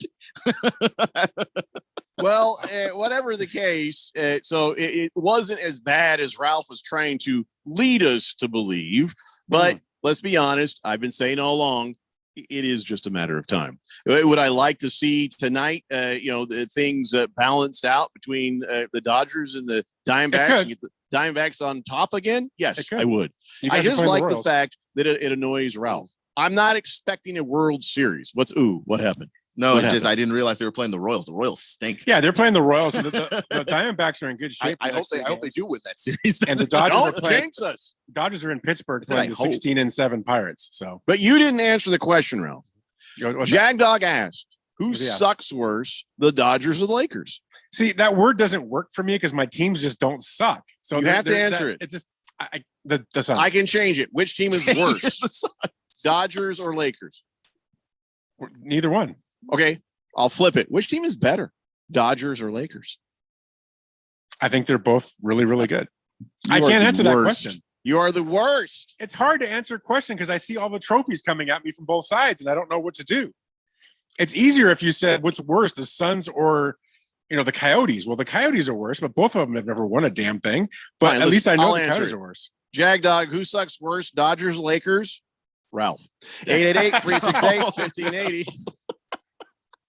NFL Blitzer says, hey, guys. Hey, Keon. Plus, DeJounte Murray is suspended, and also go Grizzlies tonight. DeJounte Murray. Oh, what did he do? Oh, that's right. He bumped into a ref or something? Yeah. I saw the tape of that. I saw that. And I don't know that he intentionally did that. I think he was trying to lean in and say some stuff to him, but maybe he should not have been saying stuff to the ref. I mean, it wasn't pleasant, whatever it was. It wasn't. And look, you're already on borrowed time when you get into the face of the ref and you're saying X, Y, and Z. When you make physical contact, accidental or intentional, that's it. Listen, we have to take a break. We have a few more things about the NBA to go, and then we're going to talk some NFL stuff. It's the Daily Blender here on 1580 The Fanatic. This is a special alert to all Americans who own a vehicle with less than 200,000 miles, with an auto warranty about to expire, or with no warranty coverage at all. Due to a decline in the economy, CarShield is announcing a low-cost, month-to-month vehicle protection plan that is now available to the public to save any driver out-of-pocket expenses on future auto repairs. Call now to find out how you can pay almost nothing for covered auto repairs. Yes, you heard that correctly. Pay almost nothing for covered auto repairs. An open phone line has been established for all drivers to call for a free quick quote. Call 800-736-6158 now. Drivers who are covered will not have to pay for covered repairs again. This protection plan is at an all-time low. Additionally, drivers who activate this vehicle protection today will also receive free roadside assistance, free towing, and car rental options at no additional cost. Call us for your free quick quote today. 800-736-6158. That's 800-736-6158. What do you have to lose? Call 800-736-6158. Again, 800-736-6158. The Diamondbacks are off to a hot start. Can they stay in the hunt all season? The Suns begin round one of the NBA playoffs refreshed and ready. Will they make short work of the Clippers, or will it go the length? We bring the info and insights you want. And we do it with flair. Ooh, awkward. Live and local for the Valley. 1580 and 99.3 The Fanatic, and always on at 1580thefanatic.com.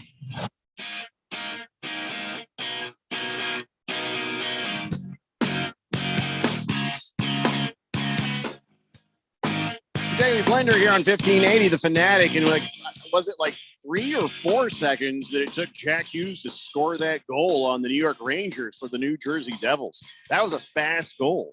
I mean, is that like, I don't know if it's a record, but I don't know, or I just saw the clock wrong, but that just seemed ridiculous. What's this? No.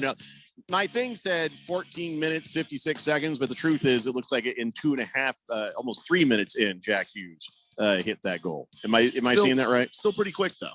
Well, not as quick as stupid Espen was trying to tell me. I'm so sick to death of how bad ESPN is. You know, because they give you that live thing for baseball and hockey and stuff, and it's like always like messed up and way off. Can I tell you what happened to me? I was so mad. What was it? Well, I was driving with my wife on the way to Randy's shindig, and we were listening to the Warriors and Sacramento Kings game, and it was like the final seconds. And I'm listening on Sirius XM, right? So we're listening to the ESPN thing there, right? So as I'm driving, I'm listening to it. I'm like, ooh, sounds like it's getting good. Out of nowhere, in mid-sentence, they cut to a commercial break, and they stay there, and they stay there, and I stay there. I'm like, this seems like there's no way that timeout was this long. And I looked over at the Sirius XM screen, because, on that, they'll give you the score, and it said F for final. I'm like, what the hell, man? I got screwed out of the end of that game by ESPN. I should have been listening to it on some other, station or something. But that's the kind of crap that I use listen, guys, you need to know something. I don't know why I don't start with the CBS Sports app. I'm not just saying that because we're kind of a CBS station. I said, kind of, because we do a bunch of betting stuff now too. But, CBS Sports app, CBSSports.com or whatever it is. Well, that's really good. That's a good quality website. And I think I got to start remembering to start with that, because ESPN keeps messing it up all over the place. Am I alone here? Is it just me? No, I stopped I stopped using the ESPN app like 10 years ago. I Well, just thanks found for it the to be heads up. unusable. I don't know what apps you were using. I'm gonna every person I meet, I'm like, hey, are you using the ESPN app? Stop using that. Well, I bet if you CrossFit, you'd be telling me about CrossFit all the time. The least you could have done is tell somebody that ESPN sucks. Well, I guess we don't do that. That's why I don't CrossFit. That clearly. 888-368-1580. Let's see. Wilbur says, okay, I'm over the denier thing, but now I'm just seeing how selfish you guys are. What the hell is he talking about? In what way? Oh, he says, I can't believe the fourth dimension was not included in yesterday's big soiree party, Brisket Fest. Disappointed and sad. Well, we've said all along, Wilbur, that we weren't going to do that. Baker's Cocky Hen says Dylan Brooks is going to shave LeBron's head tonight. Well, it won't take a lot of time if he did. It's just, the Raven Kid says Jeffrey with another straight fire take. Suck it, Ralph. Okay. He's just Raven sucking up Kid. to you now. Yeah, I know. Please don't do that. If you're just sucking up, please don't do that. And if I'm the final vote, just let him know that, and you won't say suck it, Ralph. Oh, Ralph, there's no voting on this show. That's true. I forgot we're communist. Communism. Yeah, this is I put the dick in dictator. That's what I'm saying. I put the dick in dictator. That's right. All right. So back to so the Diamondbacks, I guess, and the Dodgers are in a tied up situation. But if I am right, though, Keon, right? The Diamondbacks do rank higher right now than the Dodgers, even though they are tied. They're higher up on the standings. Well, technically number one with a bullet. Not if you not a glowing endorsement of the CBS Sports because they got the Dodgers in front. That's right. You know what? Okay, so now I'm thinking ESPN. There's some other site. What other sites? I don't know. Yahoo Sports. I don't know what tiebreaker could get the Diamondbacks ahead of the Dodgers because the Dodgers have more runs scored, which is I need you to find it. You look at run differential, yeah. 888-368-1580. So the whole thing, Steph Curry calling a timeout when there were no more timeouts. He says it was my fault. He said, and Kerr was saying, no, it was my fault. I should have told these guys, hey, we don't have any timeouts left. It didn't end up mattering at the end, but it just about did. And when Draymond Green tied up Fox was the smartest thing he did that entire game because the other guy, might have made it, but Fox would have made it. So they ended the game as good as you can defensively, but that was a desperate moment for Steph Curry, who should have known better. But the other thing is what should he have done? Bounce it off one of the guys in front of him just to keep it in play, to give himself another chance to reset? I mean, that was an option. It's just one of those things where it's really tough to tell what you're supposed to do when you're down there on the floor. But when you don't have a timeout, that's one of those situations where can't pick up your dribble. You just can't do that. Once you do it, obviously, when you're going to be the kind of player that Steph Curry is and the kind of shooter that Steph Curry is, they're going to try and take you out of the game and take you out of being able to find a teammate or find an outlet pass so that you can get your dribble back. They're just not going to allow you to do that. So if he knew that he was out of timeouts, I doubt he would have done that. But I think because he thought he had one, that's why he did. Hey, you know what? It turned out okay. And nobody is saying that any of these guys are idiots, but it's just one of those things. By the way, George, thank you so much. He has sent me that MajorLeagueBaseball.com does show the Arizona Diamondbacks higher in the standings than the Los Angeles Dodgers, and that is a fact. Baker's Cocky Hens agrees. He says, well, I don't know, maybe you should just go to MLB.com. I think you're right. I think that's what I will do now. There's always alternatives. Yeah, like Charles Barkley was talking last night. Him and Ernie Johnson were sort of bored, I guess, with the Timberwolves Nuggets game, and because it was that kind of a game. And Ernie's like, "Hey, does this just me there? Or does this game need a Red Bull?" And Charles Barkley says, "I don't know. I was watching hockey on TBS. So I'm not gonna lie. This game is boring as hell." Awesome. I didn't see the game, but I guess it was a bit of a. Was it a blowout, or was it just like they had a certain lead and then everything was just kind of like wasn't very exciting? Yeah, it just wasn't exciting. I mean, outside of depends on how you feel about Anthony Edwards. I like Anthony Edwards, so I had fun watching him go off. But yeah, just overall, as far as some of these other games and the intensity level, like the Warriors Kings intensity level, Suns Clippers intensity, and Can then I rewind you for a second? Can we go back? What you just said about Anthony Edwards. Can I? He came out and said, it was personal to me. We're not going to get swept, right? That was him, right? Mm-hmm. Yeah. Can I just have a moment? I want to say something to Anthony Edwards. Yeah. The entire damn playoff should be personal. Why are you waiting till you're getting swept to step up and say, I'm gonna take this personal and we're gonna win? You should have been winning the entire time, Anthony Edwards. You should have had that fire to do it, regardless of where you were in the series. That when I hear stuff like that, it's aggravating. I guess, but Anthony Edwards isn't a guy. He reminds me a lot in terms of his personality of Russell Westbrook. When it's just that guy doesn't take games off. So for him, it was just about stepping up another level. And I think that he's been trying to be disciplined this year and play in the flow of the offense and let the shots come to him. But I think nobody wants to be swept. It's embarrassing. So he went a little extra. And, that does mean you're taking shots away from other guys on your team. But if that's what it takes, that's what it takes. But he's a young player. And I don't think that he's quite figured out where he's supposed to insert himself into a game and when to back off.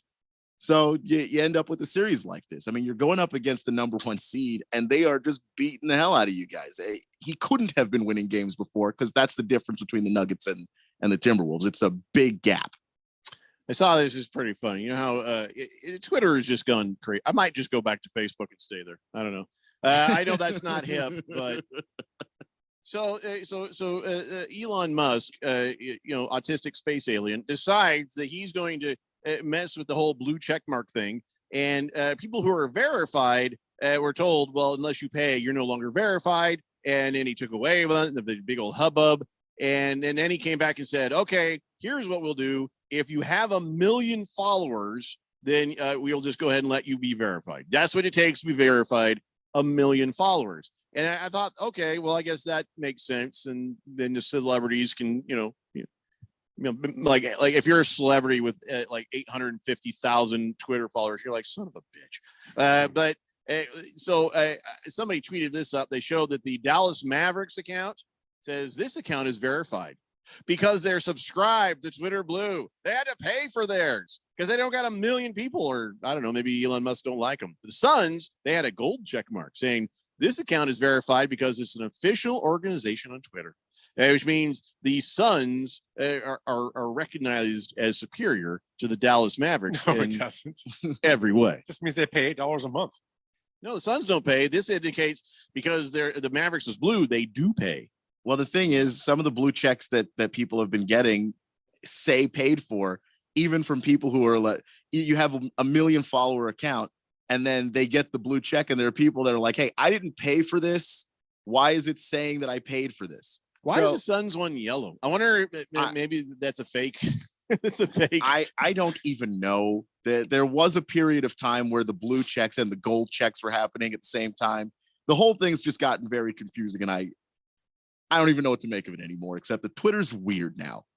Weirder now. I don't know what to make of what Big George was posting, saying that the Northern Lights were seen in Apache Junction. That's true. I mean, well, he showed me the picture there, and it was red.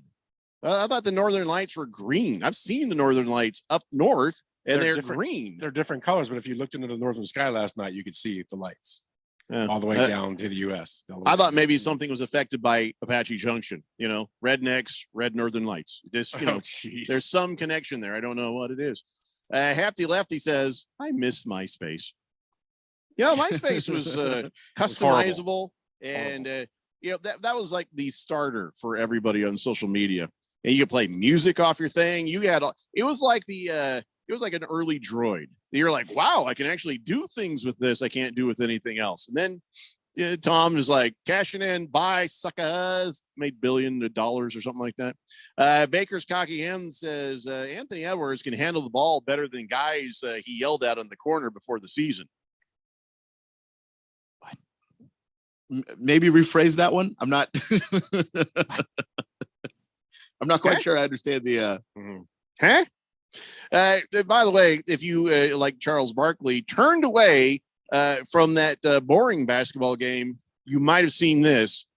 People are like, what the hell? A Toronto Maple Leafs fan, you know, they have that shot where they're just standing there and everybody's like, yay, like watching outside on a screen or something. And no, actually, it was outside. They're watching the big screen. And this is back at Scrotum Bank Arena in Toronto. Is that what you call it?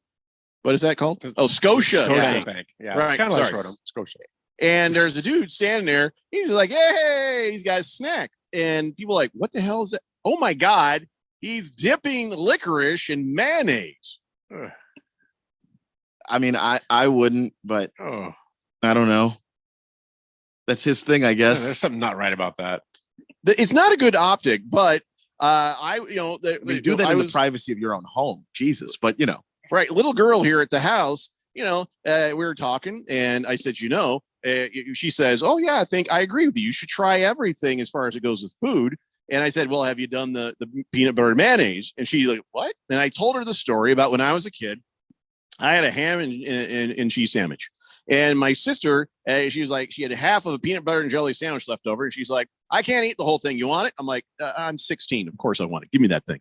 And so she just plopped it on my plate. At first I was mad because the two sandwiches touched each other. But when they pulled it apart, I kind of moved. I was like, oh, a little peanut butter on the mayonnaise, a little mayonnaise on the peanut butter. And I thought, I wonder. And I tasted it and I'm like, hey, that's pretty good. And so for the rest of my life, I have said, don't ever say, oh, God, that'd be horrible until you try it, unless you don't like mayonnaise or you don't like peanut butter. If you like them both, mix them together, find out. Maybe you like it, maybe you don't. So a little girl, she's like, makes sense to me. She's a smart kid. She tried it. She's like, she had a look like, this is crazy. I want more mayonnaise in this to make it a little bit more, moist, but this is good. So I'm just saying. Licorice and mayonnaise. I can't say it's not going to be good. I am not as adventurous a food person as you. I do not try everything. If I imagine it and I imagine that I would not like it, I don't really feel like going for it. Do you like licorice? Licorice is all right. I don't. Do you like mayonnaise? Yeah. All right. So why not just try it and be like, because not everything that I like, I need to have at the same time. How would you know? I don't know, but here's the thing. Could be the most amazing taste ever. I don't have to. You don't have to. No, I'm just saying. I think you're cheating yourself out of life experience. It could also be the worst taste, in which case I've cheated myself out of not having tasted that. Well, these Canadian kids loving it, so it's got. You can't be that bad. He's Canadian. I mean, come on, it's Toronto. I'm not going to trust. Oh, his I don't taste. trust them shady bastards either. But this ain't about trust. This is about your taste buds. Yeah, I don't trust his taste. What they do. I heard you have great taste buds.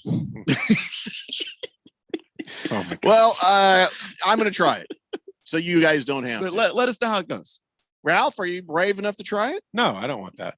Are you going to try the peanut butter and mayonnaise thing I was just talking about? I would do that. Yeah, why don't you try that and come back and let me know? I would do that. Yeah. Yeah, maybe at a break, head downstairs, get your your peanut butter and mayonnaise. Just put a little dot. I just put a little dot on the plate for a little girl when she tried it. I'm not going to waste food, but she's like a little jelly too. Oh, I did that when I was a kid. After I realized those two tastes work together, I actually started making ham and cheese and peanut butter and jelly and mayonnaise sandwiches. But the jelly kind of made it hard to control. It was a little bit slippery. Yeah. But I did this mostly to disgust my sisters. But it was good. It wasn't a bad taste combination. So try the peanut butter and mayonnaise, Ralph. Let me know. Hefty Lefty says, was it real licorice or that red stuff for kids? Yes, I know. Twizzlers is not real licorice. It's a red vine. That's what they call it that. Good question. So somebody take a look at that picture and determine. You can tell licorice. Wait, are red vines licorice? Do they have licorice in them? Because I know that Twizzlers doesn't. That is a good point, Hefty Lefty. We're gonna have to look into that. Was it black licorice or red licorice? Another good question. If it's black licorice, I'm out. Because in Canada, black licorice is very popular. I remember somebody who's like, during my heavy partying days, I'm Irish. Somebody says, hey, you want some ouzo? Yeah, we'll give it a shot. Oh, wow. That doesn't taste very good, but I liked what it did. So I don't know. Twizzlers, red vines, do they have any real licorice? Or was that kid eating a red vine or Twizzler or real licorice? Don't know. I will say the Goog says that the difference between the red vine and the licorice is that red vines are known as licorice because the texture and flavor can be similar, but that there isn't any in a red vine. Well, now I don't know if I've ever had licorice. Or Twizzlers considered actual licorice? I need to know this. No. Well, where the hell are you getting licorice these days? They're I don't know. Online. The dark web. Licorice.com. I bet there is. There is. Licorice.com. If I knew how to spell licorice, I'd go there. 888-368-1580. Boomer Sooner says, good day, guys. Could I get a beer, please? Hey, Keon, could you set Boomer Sooner up with a beer, would you? Last Optimist says, don't like mayo, but I'd be willing to try peanut butter and pickle. Yeah. You know what? Why not? Let us know how that goes. That sort of salty tart taste and the sweetness of the peanut butter might be good. Now, were you a mayo guy or a Miracle Whip guy? You asking me? Yeah, because they're different. Mayonnaise. I mean, I ate plenty of sandwiches as a kid with Miracle Whip, and I was okay with it. It had kind of an interesting taste and flavor to it. But as far as it goes, if you ask me, yeah, mayonnaise all day, every day. Okay. That'd be my choice. But I agree. Let me find out. Miracle Whip must be more healthy. I'm going to guess. Yeah, I don't know. It's just nasty. I'm with you. I hate Miracle Whip. But a lot of people swear by that stuff. Yeah, because I'd rather have mayonnaise, it absolutely means that Miracle Whip is more healthy. Because that's just how it goes. Guaranteed. Hefty Lefty says there are black licorice red vines. I don't think you're paying attention. I ain't eating no black licorice because I already know I don't like that. But if we have legit red licorice, now I'm listening. Which means if it's hard to get real and you got red vines or Twizzlers, those are the only choices I see. This kid, we need somebody to analyze the video and photographs and see if it was twirled. They have those tread marks on it, or just like the bald tire, the red vines. I'm just looking at the video, and the color looks like a red vine to me. Does it have like the grooves on it, or is it just straight? Video's a little too small for me to tell that. I can't tell, but either way, even if it's just straight, it's not licorice because licorice is black. I hate CSI to hell, because that shows like, all right, can you enhance the photo? There's no such thing as enhancing the photo. The photo is what the photo is. Yeah. Zoom it. Yeah. Like we have the Enterprise computer or something. That technology doesn't exist. Now I just wish it did. Tiger Paws says, try Good and Plenty. Well, I don't want black licorice. Do they have red licorice in the Good and Plenty? Okay. Last Optimist says Ouzo is Greek, Blanco Colombian, and both are good drinks. Also like the absinthe. Last Optimist, you might have a problem. It's the Daily Blender here on 1580 The Fanatic.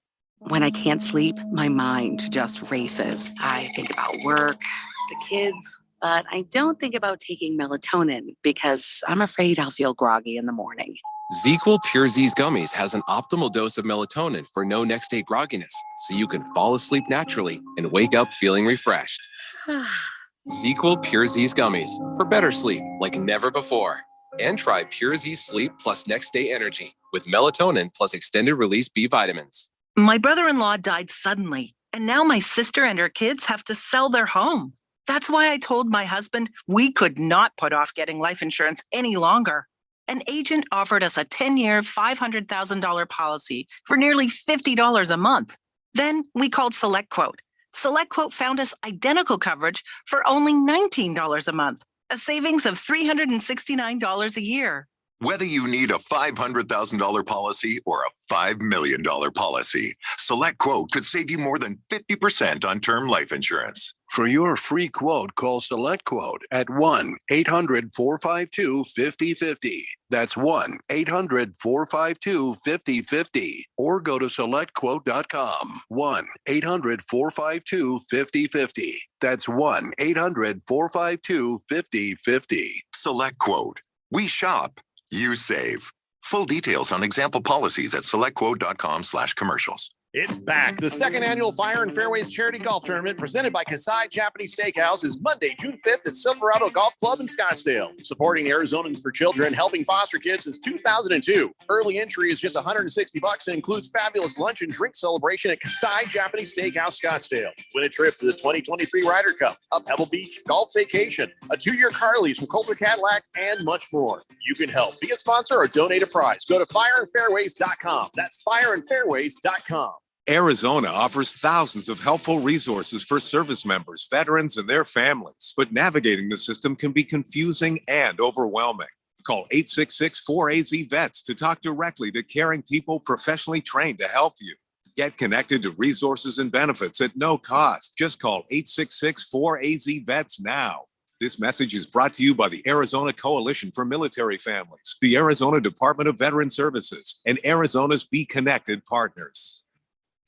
Greg Clark Automotive trained and certified technicians, servicing the Valley for 45 years. Located on the southwest corner of Bethany Home and 19th Avenue. Highly rated by Google. Any of their foreign, domestic, or diesel work repairs come with a digital inspection, customer approval and warranty, 2 years or 24,000 miles. State-of-the-art service, family touch. Contact us today at 602-246-2881 or online at gregclarkautomotive.com. Mention 1580 and get 10% off.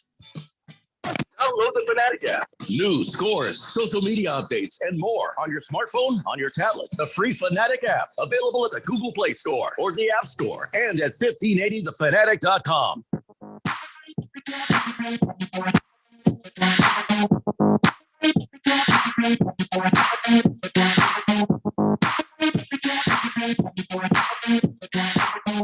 Daily Blender here on 1580 The Fanatic. And did the Bucks and the Heat game start already? There it is. Yeah, Bucks are already up by like 10 points over the Heat. So interesting. So seeing the Heat lead the series 2-1, we do with Giannis back, they're going to win tonight, right? Is that what we all sort of agreed to, that they would just probably win tonight? I mean, I think they will, but anytime you have a guy that's out and then he comes back, stuff moves around in the lineup and guys were taking more shots in his absence. Now have to figure out where they fit. The Bucks obviously have that experience of going deep in the postseason. So I don't think it's going to be as hard for them.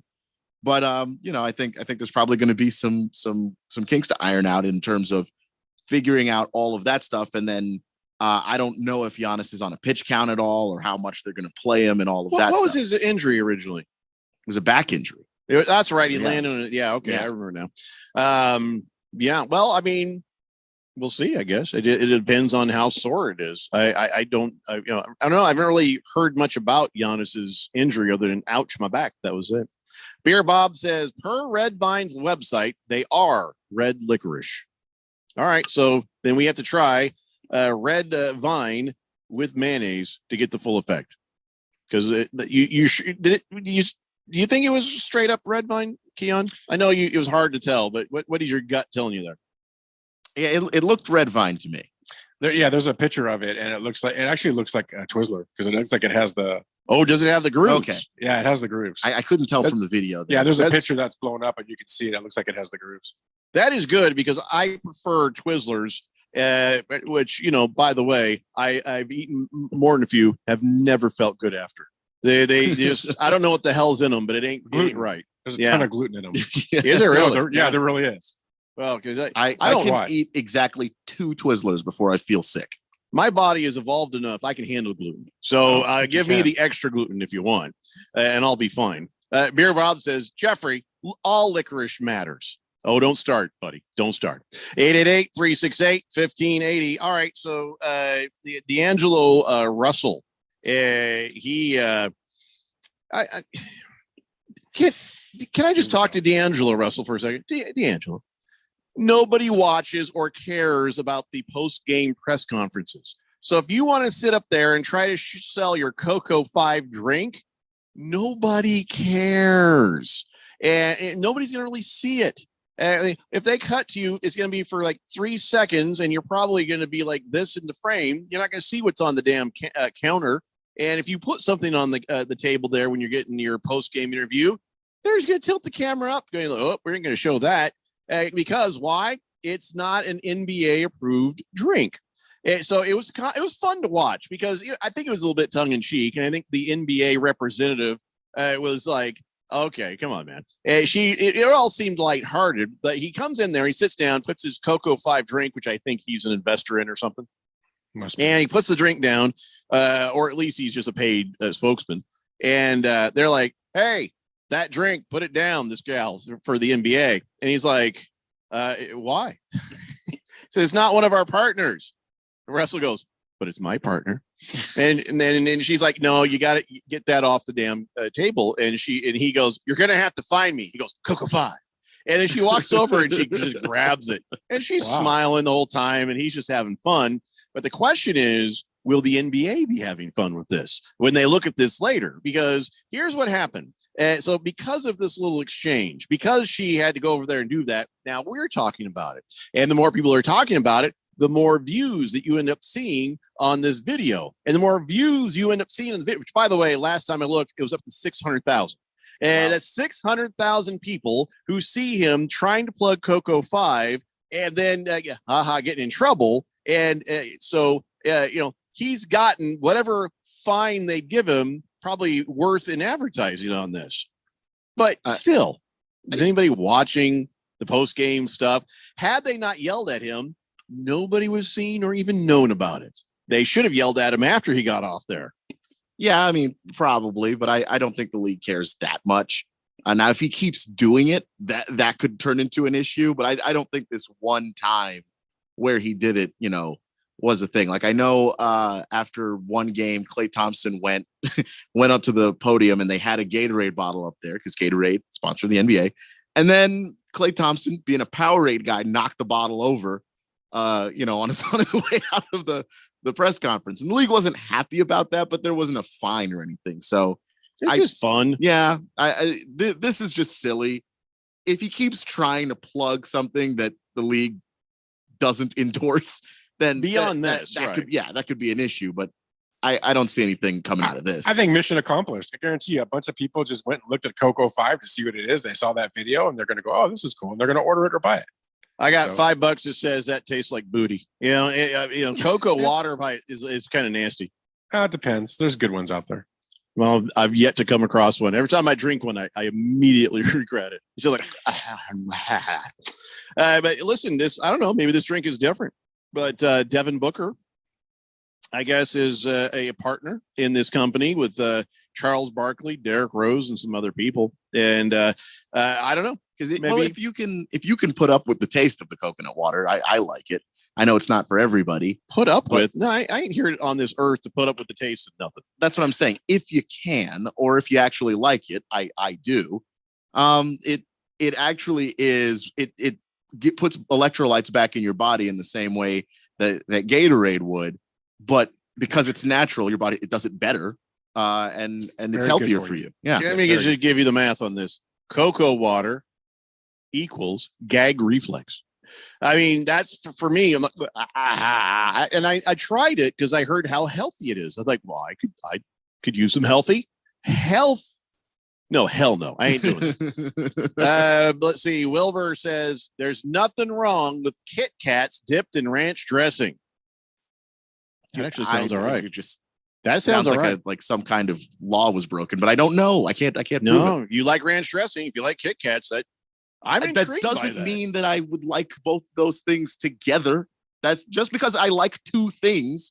How do you think they came up with peanut butter and jelly? Somebody had to go first, but somebody had to try it. I don't know. I'm biased, obviously, because I grew up with it, but that doesn't in my head, that doesn't seem awful. I'm sure somebody was like, how dare you even consider changing the glory of my peanut butter with your silly jelly? That is like fruity dessert, and I'm over here with peanut buttery goodness. How dare you? And then you taste it, and you're like, what have I been missing my entire life? Like, I don't know. I think everybody grows up with some kind of weird combination, right? We all do. Our family, maybe like mine was bananas. Mine was bananas and sour cream. Ooh, it's really good. That's intriguing too. Yeah, I grew up. Don't sit there and act like it's intriguing, Keon, when you're not going to try a Kit Kat. No, I'm not. Really I'm not acting like it's intriguing. What about I will also not be trying that. You try banana and ranch, right? Never tried ranch, but go try a banana with some sour cream. You'll never stop eating it. It's really good. Listen, I'm in. I'll give it a shot. Come on, Keon. That sounds okay. all right. I'll take your word. Try it once. I'll take your word for it. Peer pressure does not work on Keon, which is, that's great when it comes to drugs and alcohol, but it's kind of silly when it comes to food. Now that we try everything. I don't know why. You don't have to try everything. You can try the things you want to try. You should. I didn't say have. I to. disagree. I said should. And I disagree. So if your girlfriend serves, Try the things you want to try. Don't try the things you don't want to try. Well, that's a good question. That's a good so if question. your girlfriend brings you a plate of bananas and sour cream and says, "Here, Ken, I want you to try this," would you try it? No. Yes, you would, because you're only a month in. You absolutely would. I'm only 6 months later, maybe not. Yeah, but right now, absolutely. Listen, my first relationship lasted 6 years. I do not have to do anything at this point. I have learned my lesson. Make yourself happy, man. Well, I am not eating bananas and sour cream because I don't want that in my face. Okay. I don't want it in my face. I'm calling her. Ralph and I will high five over this when it's good, and you'll just be sad because you missed out. I will not be sad. I won't know what I've missed, and I think I'm missing something that I probably wouldn't like.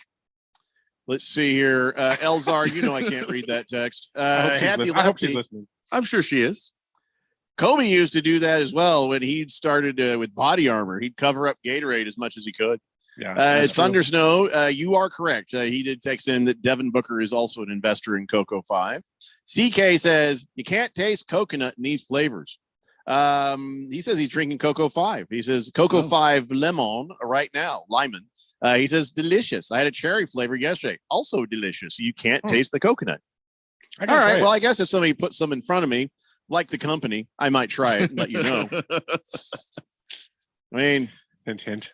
I did get. I used to have M&M's Mars as a sponsor, and I would get like remember those little M&M minis came out. I was the first civilian to get any and try them and taste test them.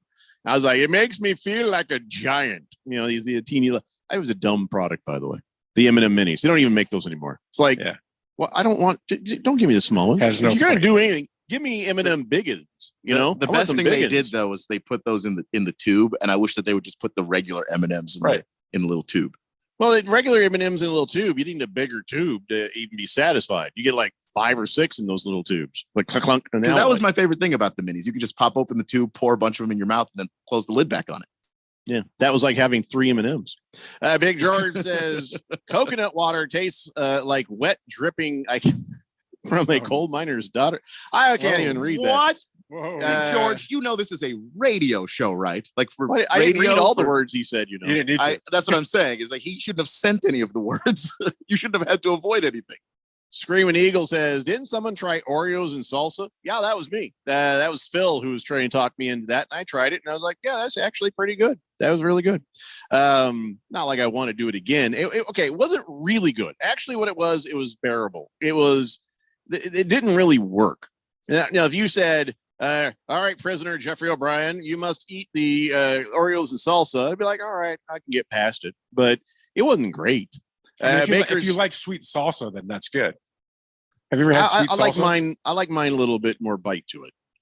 You can have with a bite. I had a. I don't know if you've ever been to New Mexico. They have a place called Lotta Burger, Blake's Lotta Burger, and I had with green hatch chilies, a Lotta burger with that, and I was like, oh, it kind of was like, ooh, that woke up my my senses. I love hot stuff, and I'm eating it with my kids are just watching me. They're like. And I said, well, we can't go anywhere for about 4 hours now.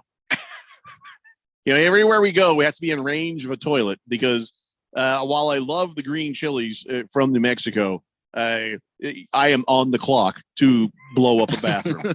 Oh, my gosh. It's coming. And I can't help myself, though. I do love them. Beer Bob says Oreos and sour cream is supposed to taste like cheesecake. I can see that. I am intrigued. Yeah. Nondescript says Lotta Burger used to be here in Phoenix too. Well, what happened with it? I mean, honestly, when I went and used the restroom at that Lotta Burger in New Mexico, I was just like, did they share this with like a gas station? Because this is horrible. That was the nastiest fast food restaurant bathroom I've ever seen. Well, look what they're serving. Cardinal Art says coconut water is like Bud Light mixed with Coors Original. Just gross. God, it would never occur to me to mix Bud Light and Coors Light. Piss water and piss water. Right? Yeah, that just does not sound good at all. Even though coconut water doesn't taste like that to me. So I don't know. All right, let's not talk about coconut water anymore. When we come back, checking what we got here. Got a couple of notes and then on some things, and then we'll get into some NFL. You know, I'm really trying here, guys. I really am. Okay, come on back, kids. Hour 3 of the Daily Blender here on 1580 The Fanatic. Progressive presents an ad from Mom. When you bundle your home and auto insurance with Progressive, bundle, that's a cute word. What? Read it again. Okay. When you bundle your home and auto insurance with Progressive, you get round-the-clock protection. Oh, that's darn good. Because once my older sister Dottie, her basement flooded. Get round-the-clock protection when you bundle and save with Progressive. It's easier than getting your mom to make this radio ad. Progressive Casualty Insurance Company, affiliates, and other insurers. Discount not available in all states or situations. At Progressive, we know how much you love your recreational vehicles, so we decided to record this commercial in an RV. With a family on vacation. Mom, who are these people? Oh, that's Flo and Jamie. They're recording a commercial, sweetie. Don't they do that in the studio? Oh, normally. No. But we wanted to feature a family who bundled their home and RV and saved with Progressive. Yeah, it looks like you're all out of chips.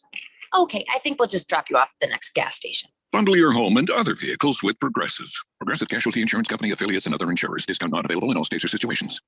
Remember when you could go to the doctor and actually leave feeling better? Hi, this is Dr. Stephen Katz. The problem with our healthcare system is the focus on the system and not on your healthcare. At the Naturopathic Physicians Group in Scottsdale, our doctors are experts in full spectrum healthcare using a natural approach. Patients come in for a variety of issues, including joint pain, chronic conditions, and issues specific to men and women's health. We help people find relief when other doctors have failed. Our naturopathic doctors can restore your pain-free life using cutting-edge regenerative treatments. We can also help restore balance to your immune, digestive, and hormonal systems. Addressing your cause can also improve both mental and emotional stability. If traditional medicines aren't working for you, I didn't hear anything don't wrong. you think it's time to start feeling like yourself again? Call us. We're the Naturopathic Physicians Group in Scottsdale, Arizona at 480-451-6161. That's 480-451-6161, or go to naturopathicgroup.com. If you're struggling, if you're lost, if you need someone to talk to, or if you're concerned about a loved one, call, text, or live chat the 988 Suicide and Crisis Lifeline. 988 crisis counselors are available 24/7 to listen and provide free confidential support when you need it most. Thank you for contacting 988. How can I help you today? The first step to help and healing is 3 numbers away. When you reach out to 988, hope always answers. This message is sponsored by the Arizona Department of Health. My simple solution to the problem was remove people from the scene and help them feel safer. In response to attacks against Asian Americans, Maddie Park raised over $250,000 to donate cab rides to the Asian community. There is so much more work to be done. We really need to come together and tackle this issue as a community. Support the Asian community. Learn how at lovehasnolabels.com. Brought to you by Love Has No Labels and the Ad Council. KQFN Tempe. Also transmitting on K25CD Phoenix at 99.3 FM. And K2.2 Rollins Hills at 95.9 FM. It's time for the third hour. Quiet, people, settle down. Because it's time. For what? Showtime. When does it start? Right now. 3, 2, 1. Let's get on with the show. Let's do it.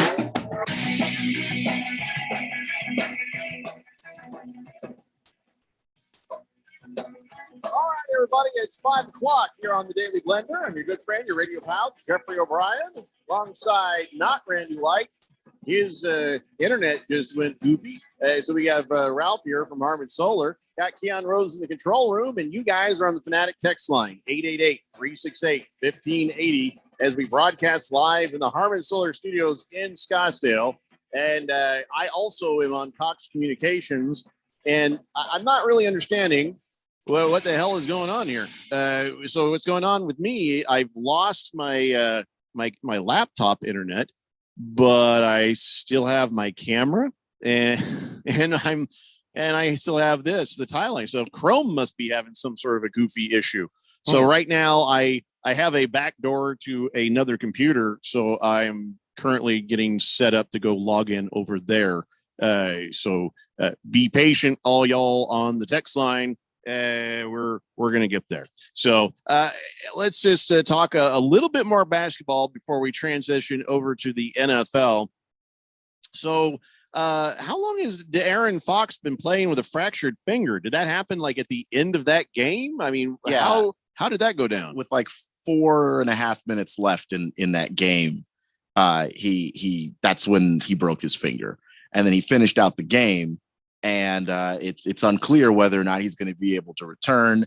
Definitely not good for the Kings. And it's also, when you look at how close that game was, probably a big factor in why Sacramento lost, because he's the clutch player of the year. He actually has more shots made in the last 5 minutes of a game when the game is decided by 2 points or 3 points or less. So you remove a guy like that, or his ability to play the game at a high level, guess what? You're taking away something really important, and he is basically the guy on that team. I mean, as good as some of the other players that they have are, Sabonis doesn't drive the Kings. It's De'Aaron Fox. So I feel bad for the guy, and I hope that he's able to find a way to keep the finger preserved and get a chance to play. All right. So let's move on now to this bizarre crap right here. Kawhi's sister just got sentenced to life in prison for the 2019 killing of some elderly lady at a casino. What the hell? Did you know about this? I never even heard about this. I actually did see that over the weekend. I completely forgot about it. I meant to take a note of it, but I was kind of doing something else at the time. But yeah, no, that's a very mind-boggling sentence, because when what you know about Kawhi and how he carries himself, just the two things couldn't be further from each other.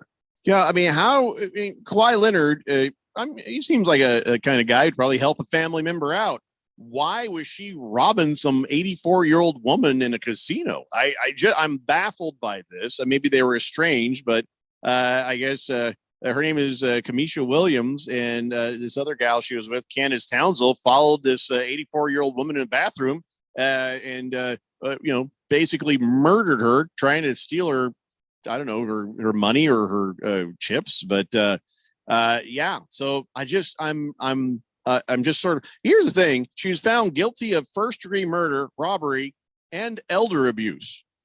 Doesn't the first-degree murder part just kind of take care of the whole thing? It does, but when they get the opportunity to attack you with every charge, it's A, in the hopes that something's going to stick, and B, if you do something particularly egregious, then guess what?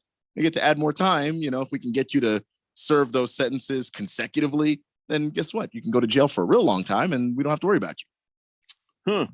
All right. Well, so I mean, that's got to be playing. Like that's got to have been on his mind, unless he's just sort of so estranged from her, he just shakes his head and it doesn't affect him at all. But hearing your sister has been sentenced to life in prison, I guess it depends on your age. Because when I was like 12 and my little sister was 8, and they said, "Hey, yeah, your sister just got sentenced to life in prison," I'd be like, "Yes," I'd be very happy. But even if you're estranged as a grown-up, that's got to be a lot to take. That's gonna be hard on the family.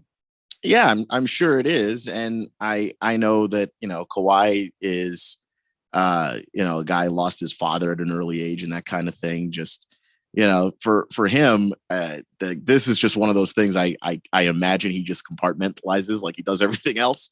But it's got to be in there somewhere. I don't know how you process it. I don't know how close they were, and I don't know, what is the mental state of the sister and what was going on with her upstairs. There's a bunch of questions there, and like the answer to none of them are really good. Hold on, I'm looking up our. I couldn't remember our username and password for the text line. Well, because no one ever remembers those things when they actually need it. It's just the moment. Like I could remember every single one of my usernames and passwords until I have to actually log into something, and then it's all gone.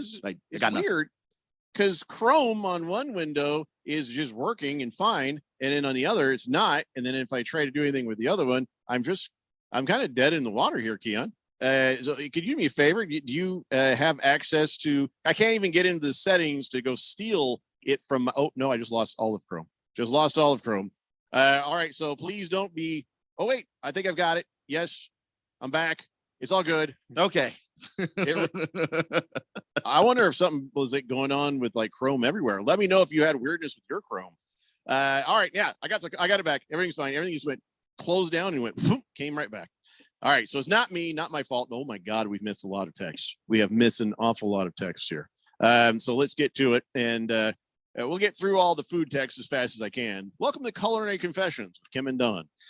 Swave Dave says, ever tried Fritos scoop and cottage cheese? Oh, that's a tasty little snack. Yeah, see, here's where I'm out. I don't like cottage cheese. Yeah, so no. like that's the rule. If you don't like one of the ingredients, there's no reason. Yeah. Big George says, hey, there's Whataburgers all throughout Phoenix. I said Lot a Burger. There's a different restaurant altogether. Mars Bars 805. He sent me what's this? Big Mac sauce. Big like 1 ounce things of Big Mac sauce. All right. So you just what are you drinking it? I mean, I don't understand what you're getting at here. Like a Big Mac dressing or he says, oh, I would suggest you guys try this sauce out. Well, everybody knows what Big Mac sauce tastes like. What are you suggesting that we put it on? You know, I don't know. He says, go Diamondbacks, go Lakers. Wait, what? You made me say it. Isn't the Big Mac sauce just Thousand Island dressing? With relish? Pretty much. Yeah. Pretty much right. Yeah. Screaming Eagle says, when the Suns close out the Clippers. I like how the hater Ralph just goes, will they play the winner of the Denver Nuggets or the Minnesota Timberwolves? Denver. Yeah, they'll play Denver. Not thrilled about that. Wilbur says, Randy's not having technical difficulties. He just dropped off a huge pan of brisket at my house. Thanks, Randy. Cardinal Art says, if you have an iPhone, Jeffco, people are having issues with being locked out of certain accounts. No, I'm a droid. And you guys on the text line, you're on a screen. You're not on my phone. Although I should have that as a backup. I think I had to do that. Aiton's Army. Oh, we haven't heard from Aiton's Army in like it has been a while. Feels like a million years, but it's actually just February 20th. But he says, have you seen Kawhi's sister's mugshot? Yeah, she does look a little bit rough. Aiton's Army. She does. Let's be honest. She does look like somebody who might follow you into a bathroom and rob you. But I don't know her life, Aiton's Army. Prison Wallet says, someone say prison? Hey, Prison Wallet. What were we talking about? I mean, the ribcage thing. Was that what it was? I don't remember. Oh, no, she went to prison. How long were you in prison, by the way? Baker's Cocky Hen says, Kawhi Leonard will be fine. He took a lot of days off this season to manage the load of life, and it's been working well. Historian says, 84-year-old in a casino trying to improve the Social Security cash flow. I don't know what you mean by that, historian, but I have been in a casino with an 84-year-old very recently, and she was young there. Just honest. It's just casinos just filled with blue hairs. That's all there is.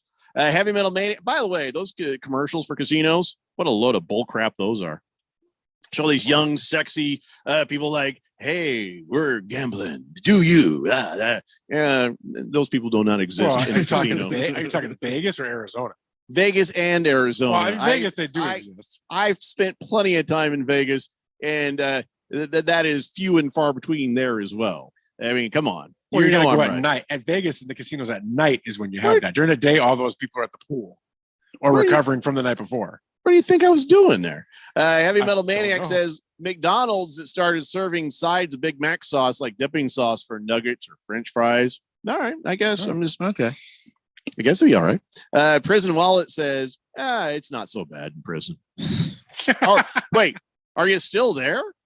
Kiss the Cook says, Blake's Lotta Burger. That's freaking awesome, but not for dinner tonight. French onion soup and Reuben's Rachel's on the menu.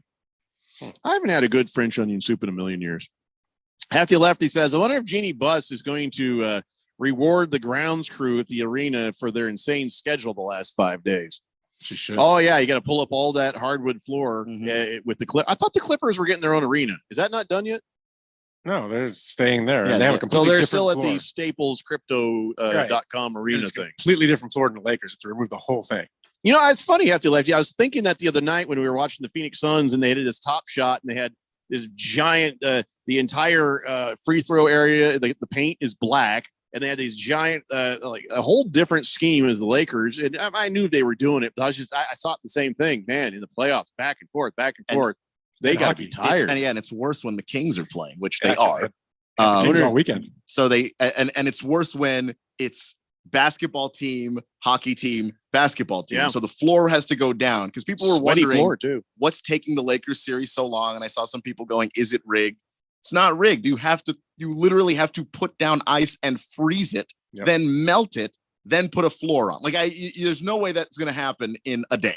I feel like that was an experiment that did not work for the Phoenix Suns. Remember the Coyotes played at the America West Arena, whatever the hell you want to call it these days. And they did the ice, and then but then that one game, the floor was sweating. It was condensation on because of course we're Arizona. We're not going to do everything right. And so they immediately said, we're not doing that anymore. We're not doing hockey games in this arena anymore.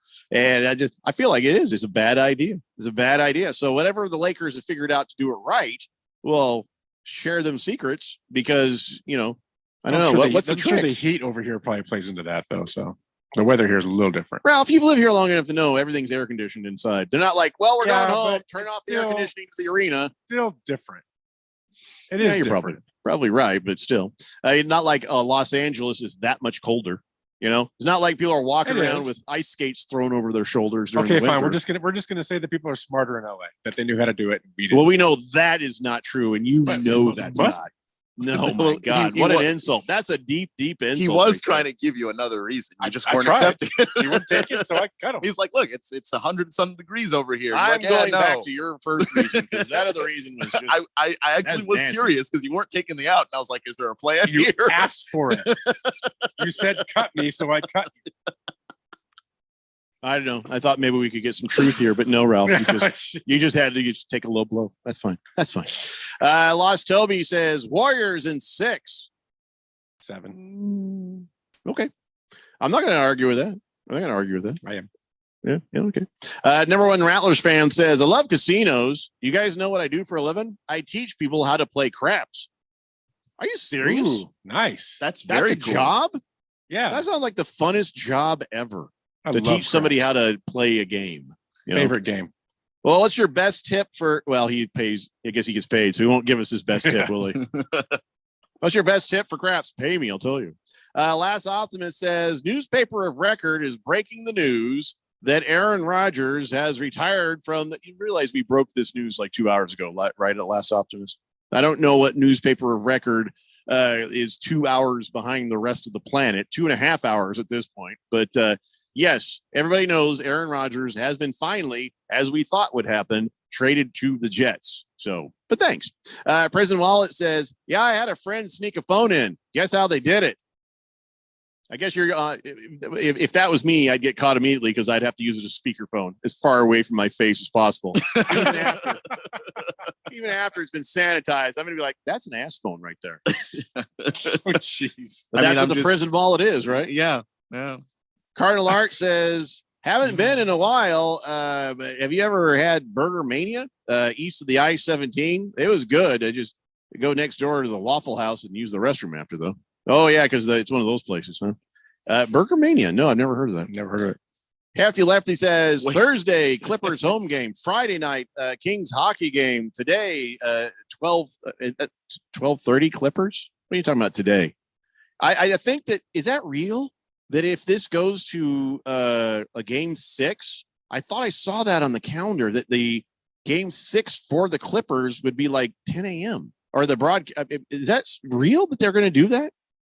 Because I see it on my broadcast calendar here because we are the Clippers station in California, our sister station, 102.7 Fanatic.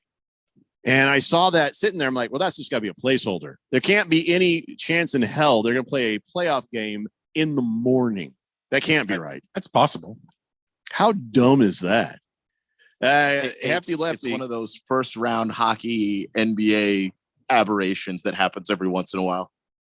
Gee, Christmas. He said, Hefty Lefty says, yeah, the people who are working that arena, they need a massage and a beer on Tuesday.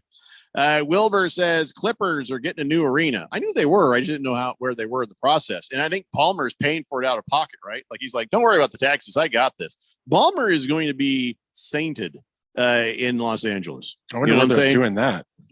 I can't remember, but I think they had a name for it too. Yeah. Balmer's place. Against the Spread says those 84-year-old widowed blue hairs in Vegas hate their kids so much. And that's why they blow their kids' inheritance playing against the one-armed bandit. I don't think that's what it is. I think it's fun. It's something to do. It's exciting for them. So the Clippers' new stadium is supposed to be called the Intuit Dome, and it's supposed to be completed next year. Where? Inglewood.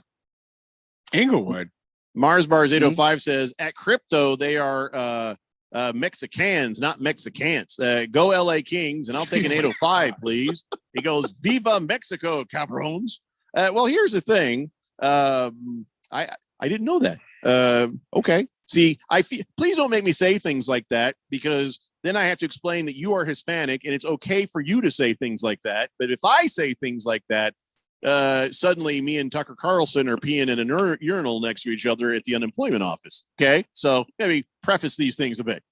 Rattlers fan says, I own a company that goes into the local East Valley bars. I teach people how to play craps. I devise equipment that turns a pool table into a craps table. The best money making numbers on a craps table are 6 and 8, by the way. Yeah. Oh, he gave us a hint. Okay. Write it down. Turns a I don't know what it pool table means. Turns a pool table into a crap table. Is that what he said? Yeah, that's what he said. That's interesting. I guess there's equipment needed for that. Oh, Is I'd it like like to temporary, or like you just place it on there, or is it I'd like like to learn permanent? more about that. Yeah, you have Ralph's attention, Rattlers fan. Hefty Lefty says, sorry, I sent that text to my buddy on the Saturday there. Last Optimist says, man, killing my joke again. Well, listen, man, you know what? I got pretty busy killing my own jokes over here. So he says, Rodgers retires to play for the Jets. Oh, that's funny. Okay, sorry, buddy. Yeah. You got to text those in a little earlier when I'm not like tired. Kiss the Cook says Burger Mania is definitely a moving experience. Their Italian beef is really good, better than Portillo's. Baker's Cocky Him says Balmer is actually going to be an honorary priest. He already has qualifications. You know, he likes to grab young thighs. NFL Blitzer says no Kawhi Leonard for Game 5. I tell you what, that don't make me feel safe. And it's being in Phoenix. Don't make me feel safe either. Honestly. I mean, yeah, go Suns, hoping for the best. Feel like we can get, if you can't win one of the next 3 games, yeah, you don't deserve it. But these Clippers are good, man. Lung Butter says, guys, I start my day at 6 a.m. and I drive and maintain silos throughout the valley. Okay, now I have more questions. Silos. What kind of maintenance does a silo need? That kind of blew my mind. Also, how many silos do we have? Now, when you say silo, do you mean grain or do you mean nuclear? I have a lot of questions. Cardinal Art says, you don't got to worry about that morning paper clips game. Oh, Clippers game. Ain't going to happen. And no one, and I mean no one, will attend that game anyways. And Jeffco, you just cursed in Espanol. Ha, ha, ha, ha. Wait, what? You scroll down here. Cabrones? That's not it. Yeah, it's a curse word.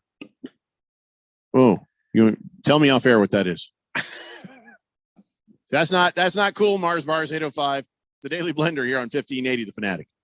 Wait, aren't these all charitable donations? At Magda's Tax Prep, every person counts. Not have to file for an extension. She needs new auditors to maximize returns on her family time. On itemized deductions. Hey, can someone help with these 1099? Indeed can help her hire great people fast. I need Indeed. Indeed you do. Our hiring platform instantly connects you with quality candidates whose resumes on Indeed match your job description. Visit Indeed.com/credit and get $75 towards your first sponsored job. Terms and conditions apply.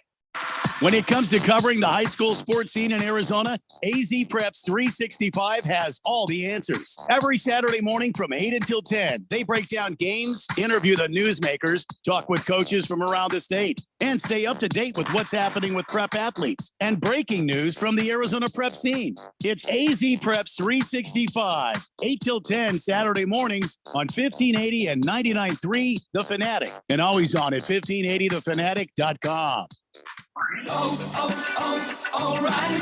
Is your vehicle no longer stopping like it used to? Don't miss spring brake deals at O'Reilly Auto Parts. Our professional parts people will help you find the brake parts and supplies you need. Now through April 25th, get 15% off when you buy a set of Brake Best Select or Import Direct brake pads and 2 rotors. Stop by O'Reilly Auto Parts today or visit O'ReillyAuto.com. O'Reilly. Auto Parts. Greg Clark Automotive trained and certified technicians, servicing the Valley for 45 years. Located on the southwest corner of Bethany Home and 19th Avenue. Highly rated by Google. Any of their foreign, domestic, or diesel work repairs come with a digital inspection, customer approval, and warranty. 2 years or 24,000 miles. State-of-the-art service, family touch. Contact us today at 602-246-2881 or online at gregclarkautomotive.com. Mention 1580 and get 10% off. At Progressive, we know how much you love your recreational vehicles, so we decided to record this commercial in an RV. With a family on vacation. Mom, who are these people? Oh, that's Flo and Jamie. They're recording a commercial, sweetie. Don't they do that in the studio? Normally. No. But we wanted to feature a family who bundled their home and RV and saved with Progressive. Yeah, it looks like you're all out of chips. Okay, I think we'll just drop you off at the next gas station. Bundle your home and other vehicles with Progressive. Progressive Casualty Insurance Company, affiliates, and other insurers. Discount not available in all states or situations. If you're not spending every waking moment checking us out online, you better have a good excuse. Yeah. We've loaded up our website with the stories, pics, video, podcast, commentary, and more. The kind of stuff you love. Hey, it takes a lot of time to post all this junk. And you'll love every bit of it. Very well. Or at least most of it. It appears that the website has become alive. Hit it now. It's on the internet. 1580, thefanatic.com.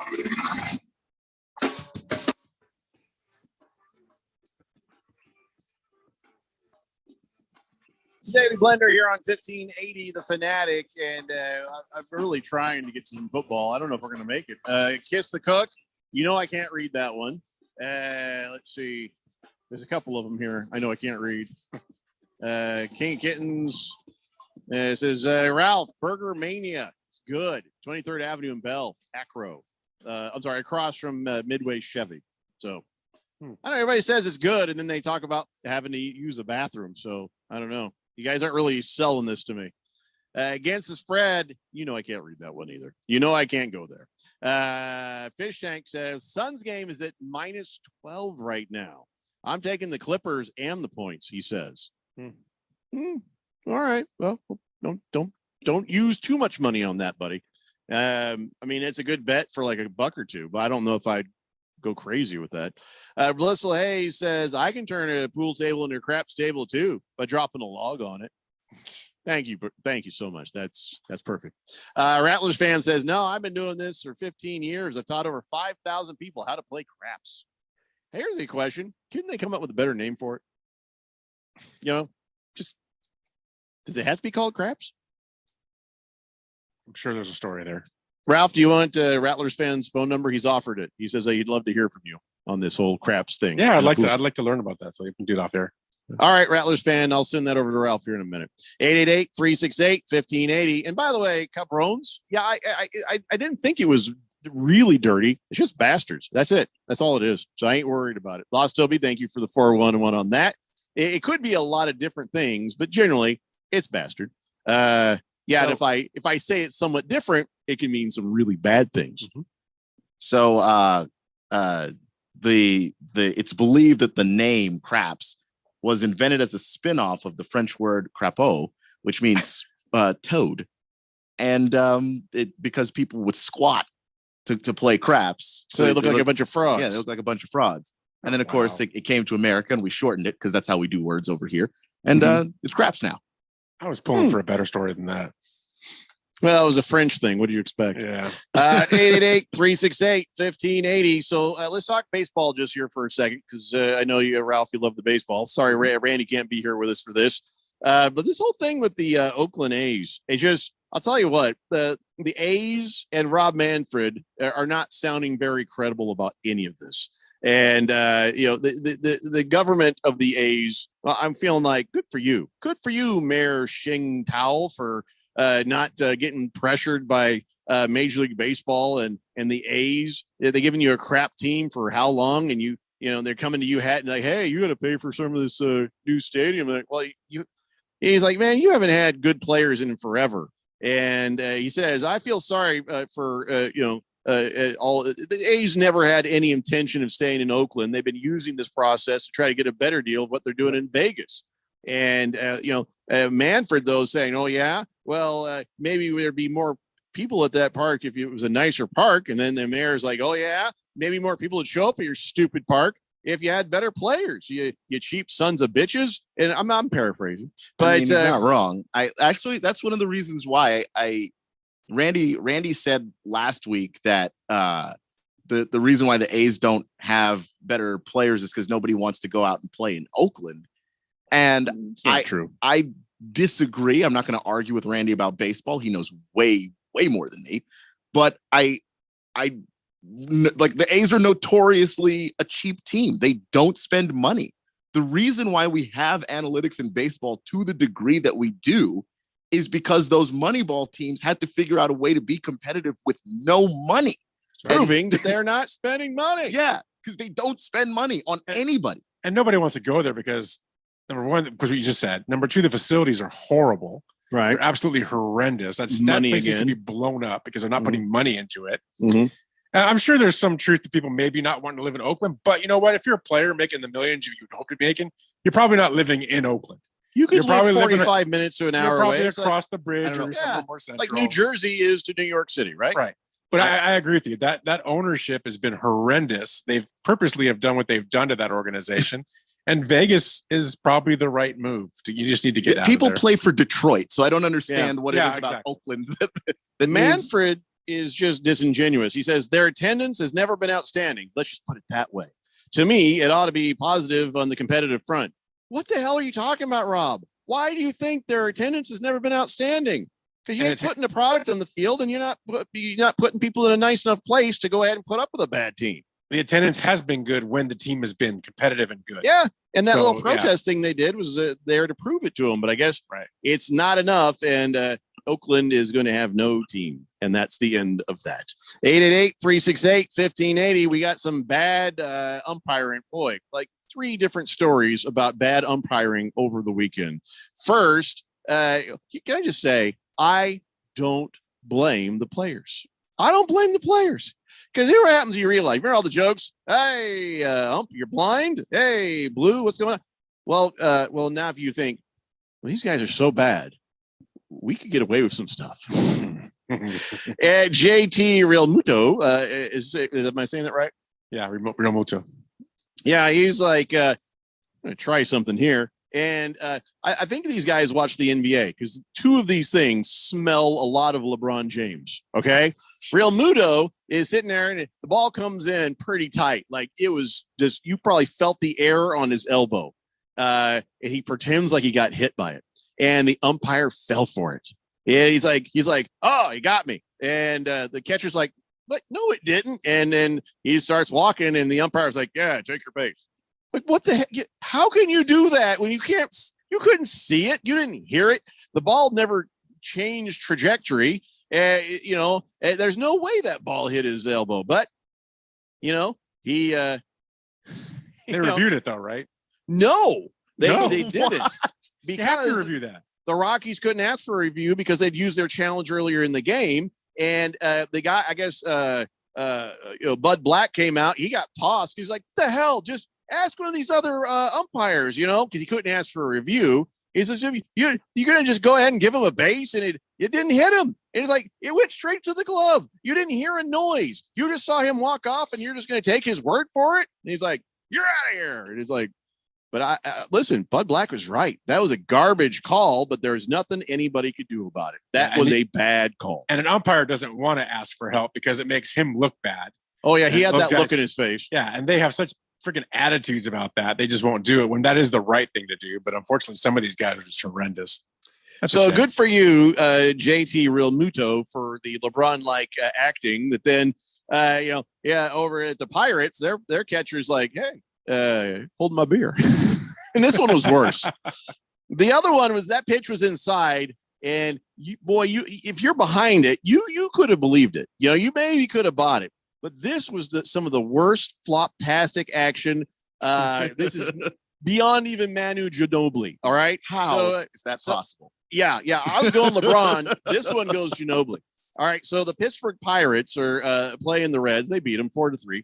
It was last Thursday. And so the Pirates had a 4-0 lead in the 6th inning, and Jonathan India is singled.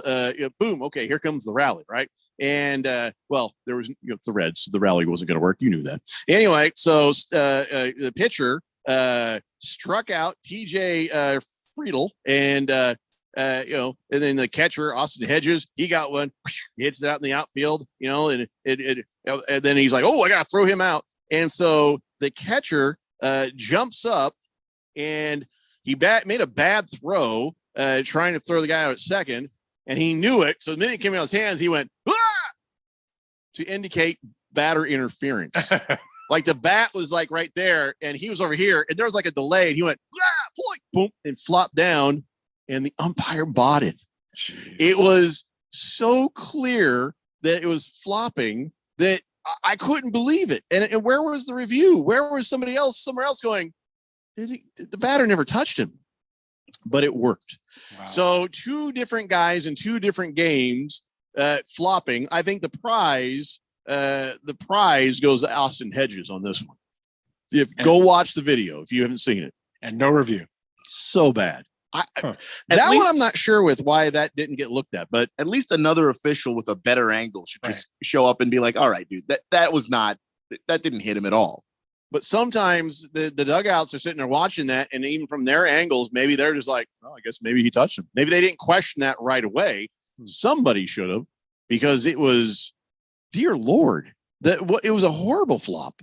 But and so then there's another guy, what's his name? Vic Carapaza.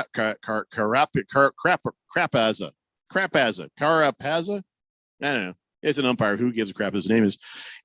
But Jim Palmer, the broadcaster, he had a good point when he watched some really horrendous. He's calling strikes when it was a ball, like 5 feet to the right. You know what I'm saying? It was some of the worst calls you've seen. And this was the Baltimore Orioles playing the Detroit Tigers.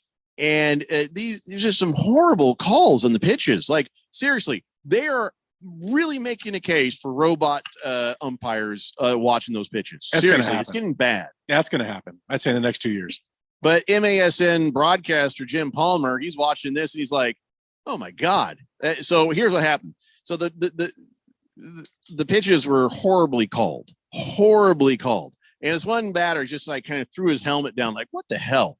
And, so they tossed him. And he says, hey, he doesn't have to show that kid up. Just turn around, go umpire, okay? They didn't come to see you umpire, Vic. It's a Bush League call right there. No reason for you to do that. You kind of embarrass your profession when you do that. So even like old players and coaches and broadcasters we are all noticing this. And it's not just every year you hear, the officiating. It comes up at some point in some time on every sports radio show and in every conversation between any fan and anyone else. But I've got to say, doesn't it seem like it's a lot worse this year? And it was a lot worse last year than the year before that. It is getting progressively worse because there doesn't seem to be any checks and balances for these umpires or for the referees in the NFL or in the NBA. And it's just getting worse. What's infuriating to me is that you see the officiating getting worse. And then you look at what these guys do for a living, and they all have other jobs. So that officiating is actually their second job, their part-time job, their side hustle is what it feels like a lot of times. And like, this needs to be your job, like your full-time job. Yeah, but do you really think these a-holes are going to do better if this is their only job? I'm not so sure. I mean, I think it'd be the in terms of punishing guys, in terms of getting them to understand the stakes of what it is that they're doing. If it was their only job and they didn't want to lose the privilege of it, then I think that would go a little bit somewhere. I mean, if you're going to do that, you have to raise the pay. You're going to have to make it where these guys can live on that salary. You're going to have to do schooling and other things that progressively in the offseason. I mean, let me pause you for a second, Ralph. We've seen what these guys make as a part-timer. They make more as a part-time employee than most people make in their real jobs. You know what I'm saying? They could, even if they're under part-time pay, it's still, that could suffice as their only job. But a lot of these guys are they're lawyers and doctors and other they're professionals. Well, they're lawyers. It makes sense. They do it on the side, right? So if you had to pay a little higher and you turned it more into where, and I know they're starting to do it more and more where they have these schools and this progression of training and different things, they could try to make it better. The problem is what they're not doing, especially in the minor leagues in baseball, is they're allowing this stuff to happen and there's no repercussion. So if there's no repercussion in the minors and they get to the pros, there's definitely no repercussion in the pros. I'm just talking baseball now. I know the NBA is even worse. I mean, the NBA is notoriously a boys club of guys. Right. You got to change that. It's hard to get in. There's a whole, like, NBA officials, the way that they are kind of this giant clique, it's borderline the sketchiest thing you've ever seen. Yeah, it needs to change. It's bad. Ooh, I just saw a tweet here. This is breaking news. You don't have to play the thing, but the Colorado mascot, Ralphie, the Buffalo, has entered the transfer portal. My God, what the hell is going on? He didn't get along with Coach Prime, I guess. Well, see, here's the thing. Deion Sanders shows up on his very first introduction to this. He's like, everybody get in the transfer portal. We're bringing in better players. And Henry's like, oh, what an a-hole. And the first one to go was Lemonious, Montana Lemonious Creek. By the way, I asked my wife today, because I don't think we're having any more babies. But I said, if we had another baby, could we name the child Lemonious? She says, no. I said, and that's why I will not have children with you anymore. But still, this guy, he's pretty good. He had 154 yards receiving, 2 touchdowns in this spring game, and then said, see what I can do? So long. I'm out of here. Now, was it just a thing where a bunch of lesser players were going to leave anyway? And so it's not a huge deal. Maybe it was not a personality fit, or is this an exodus? Is this a problem with Coach Prime? Well, I saw his first team meeting when he came in and he met the team, and he was really strong with them about what his expectations were.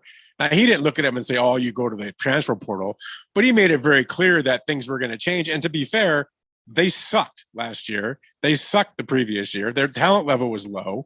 So he has every right to come in there and say, we need to make this better. And by the way, I'm bringing guys in that are going to take these jobs from you. That's going to discourage the guy that doesn't want to fight for a position that maybe isn't as talented and was at Colorado because of that reason to leave. I have no problem with that way of thinking or him being that pushy. Look at their spring game. Did you see the stadium? It was full to capacity. Yeah. That's for the first time in school history. Yeah, full. So he's already making that kind of an impact on the community. I guarantee you he'll probably make that team better than it was. It's still, I don't think, going to be what it needs to be with in the pack, but he's going to make improvements, and maybe some better guys are going to buy into what he's doing and want to come in, and you're going to lose the guys that feel slighted, but that's okay. It's college football now. If I were a player, I would really have to have some clear writing on the wall before I would go to the transfer portal. Yeah. Meaning that somebody they brought in you're like, yeah, clearly I ain't going to get any playing time. So I guess it's time to go. Man, I would want to fight for my job there. And you know what I'm saying? And I think that some of these guys really should, because there's no guarantee that you put your name in the transfer portal, anybody actually wants you. And it happens all the time. Yep. Guys put their name in the transfer portal, and then no other coach comes calling. And then the coach you just tried to leave, he doesn't want you either. So guess what? Now you're just kind of not anywhere playing nothing. That seems like a worse thing. If you think you're good enough, you can get on another squad, knock yourself out. But that's not everybody. Always a risk. Pete Carroll made the point. They were talking this last weekend. They were talking about college football and how much it's changed. And they said now a college coach has to basically recruit his own players on his own team every year, because they constantly just are looking for other opportunities and that whole new way of doing things. He goes, the job has changed. He goes, these guys move around like crazy. They make money. They're millionaires, overnight, some of these guys. He goes, but you have to recruit them every year, not only them, but then you got to recruit the new players coming in. He goes, the whole platform in college, it's just so different now. That's why these coaching staffs are just like gigantic. Yeah, you have to be. It does seem like a thing when like 15, 16 guys suddenly go screaming to the transfer. It is pretty shocking, but he made it pretty clear when he showed up. He's bringing his own guys. Yeah. And not everybody was going to have to. Not everybody's going to have a chance. Not everybody was going to stick around. So here we are. George, I wasn't talking about you. You're a good lawyer. You're one of the few ones. George's all mad because I was saying exception that proves the rule, George. Yeah. Keep up the good work. All right, we got to take a break. We'll be back with On This Date in Big Georgia sports history and more of the Daily Blender. It's 1580, The Fanatic. Here's Howie Long for Skechers hands-free slip-in footwear. The world has gone hands-free. However, if you want to put on a pair of sneakers, you still need to bend down and help your feet in. Until now, introducing Skechers hands-free slip-in footwear. You don't need to reach down to help your heel in. You just step into them and off you go. So what's the secret? Well, there's a special smooth comfort pillow in the heel that helps your foot slide into place. And they stay on just like a pair of laced-up sneakers. Get hands-free slip-ins at a Skechers store, Skechers.com, or wherever stylish footwear is sold.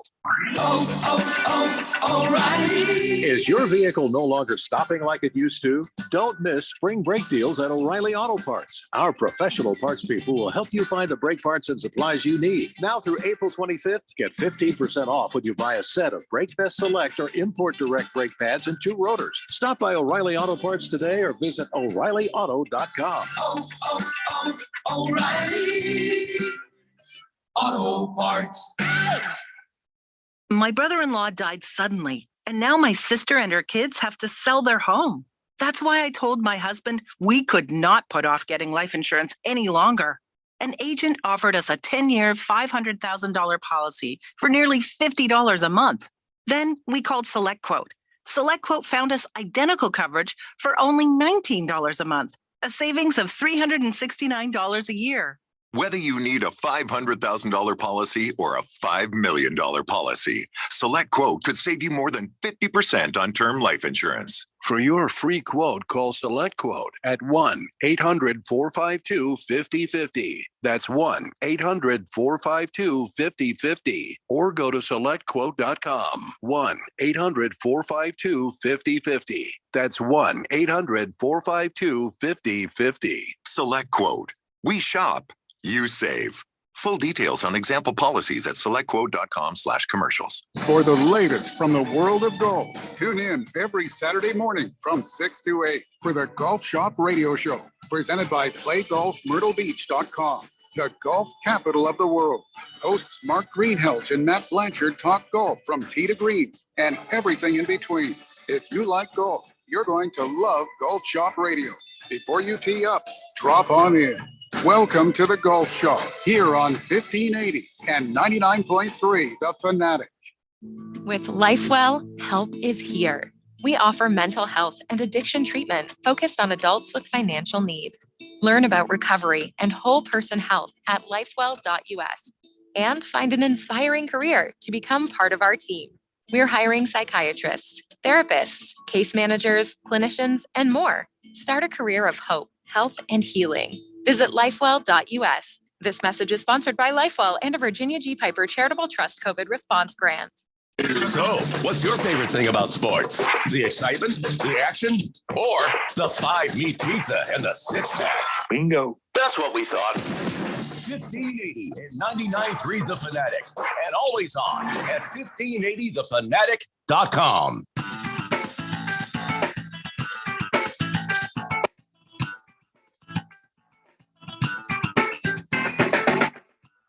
Why it was a big deal. I mean, the teacher asked me,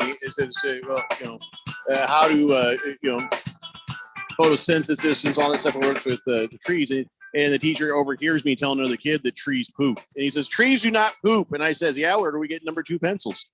I was sent out of the room and I got in so much trouble. That's so we're on. It's the Daily Blender here on 1580 The Fanatic. And Mr. Geddes, back when I was in 6th grade, he put up with a lot. Let's get caught up on the text line real fast. Fish Tank says, if I was real Muto, I'd be wearing an ice pack on my elbow at the press conference. I'd do it to be funny, sure. Against the Spread says, my homie lived in Oakland and his house got robbed. He calls the police and they show up 2 days later. He moved out shortly after. Moral of the story is, people vote with their feet and leave dumps like Oakland to better pastures. Congratulations to the Athletics, and I don't apologize to any listeners from California. They moved to Phoenix for reasons too. Yeah, look, I don't necessarily think that the Athletics leaving Oakland is like this horrible thing, but they need to be honest about why they're leaving. They just want to leave. Don't leave and say it's because there's no fans. The fans are there. Mm-hmm. You haven't put out a team worth watching in God knows how long. You can go to any website and look at the payrolls of all the Major League Baseball teams, and Oakland is in the bottom 3 every year for like the last 15 years. They do not spend money on players, on quality talent. Therefore, nobody wants to go watch them play. Therefore, they don't have the money to reinvest into that stadium, and it's a dump. That's why they want to leave. They want a fresh start. But when they go to Vegas and keep not spending money, they're not going to have fans there either. Nope. Good point. King of Kitten says Colorado's mascot is Chip the buffalo. Okay. Ralphie is the name of the actual buffalo animal that runs in the field before the football games. And Ralphie's the one who put his name in the transfer portal. Why did you assume that he didn't do that? Just because he doesn't have thumbs doesn't mean that he can't access a computer. What is wrong with He's got sharp hooves. King of Kittens is the same. You are the sports version of the Star Trek fan who's like, well, no, actually, Tiberius Kirk was. And it's just you know it's coming because he pushes the glasses up on his forehead, and then here it is. Well, actually, and then you just shut your brain off. Shut it off. Yeah, no, you're going to make that comment. I'm taking off the Nick Nurse glasses. I'm putting back on these, so it's less noticeable. Let's see. Kiss the Cook says maybe it's time to start drug testing umpires. I'm sure their CBA for that doesn't allow even that much. I mean, what are you going to end up with? A lot of Metamucil these days. Heavy Metal Maniac says, I've been to Oakland Stadium to watch the Diamondbacks baseball over there because I'm going to all the ballparks, right? And it was one of the worst ballparks I've ever been to. It's just a garbage hole. Yep. Lost Toby says, getting into Major League Baseball umpiring in the majors is also a BS kind of thing. Beer Bob says, after watching a few games this year, I think Major League Baseball should do 2 challenges per team, one on offense, one on defense. What do you think? Yeah, I'm fine with that. I mean, listen, I'm fine with more challenges just for the simple fact of how bad the umpires are. I feel like you should have 4 challenges or a challenge per inning. Be there all night. You know what, though? Maybe we'd get some things right. You know, I'm tired of bad officiating. officiating. Trying to speed the game up. So by doing that, give us better umpires. That's not going to happen either. I know. You're getting 2 hours of garbage. Was that 2 hours of garbage? Well, there's a show down the dial that reminds me of. Would you like a Toyota? Against the Spread says, you're wrong, Keon. Look up how many times have Oakland made the playoffs in the last 15 years. Compare that number to the other franchises, including the Diamondbacks. Yeah, they make the playoffs a lot. And that Billy Bean and Moneyball. And they did that because they don't spend. And so they can't win in the playoffs because the thing is, baseball is a sample size game. So when you do all of these things in the regular season to maximize your wins, you find when you get to the playoffs and you only have 7 games to prove that out, it doesn't work. Nope. Last Optimist says, hold on here. He says, A's have poor attendance because nobody wants to get stabbed in Oakland. That's why the 49ers left San Francisco. So how come why? Because they wanted to get stabbed in San Francisco? The Raiders, you could get stabbed at a Raiders game. There's still people go to Raiders games. They're sold out. So that doesn't. I'd rather get stabbed in a sold out place, wouldn't you? I mean, before the Warriors moved their stadium, they were in Oakland. Where would you like to get stabbed? I mean, as long as I'm getting stabbed, I don't really think the location matters. The location does matter, guys. Nobody says hospital. I suppose. Yeah. I mean, that's my best chance for survival. I don't know why in my mind you in a stairwell. You asked that question, and I thought, what city? No, it's just thinking who has the best hospitals. What city has the best hospitals? That's a good point. I'd say Oakland probably has a lot of experience with stabbings. Do they take my insurance?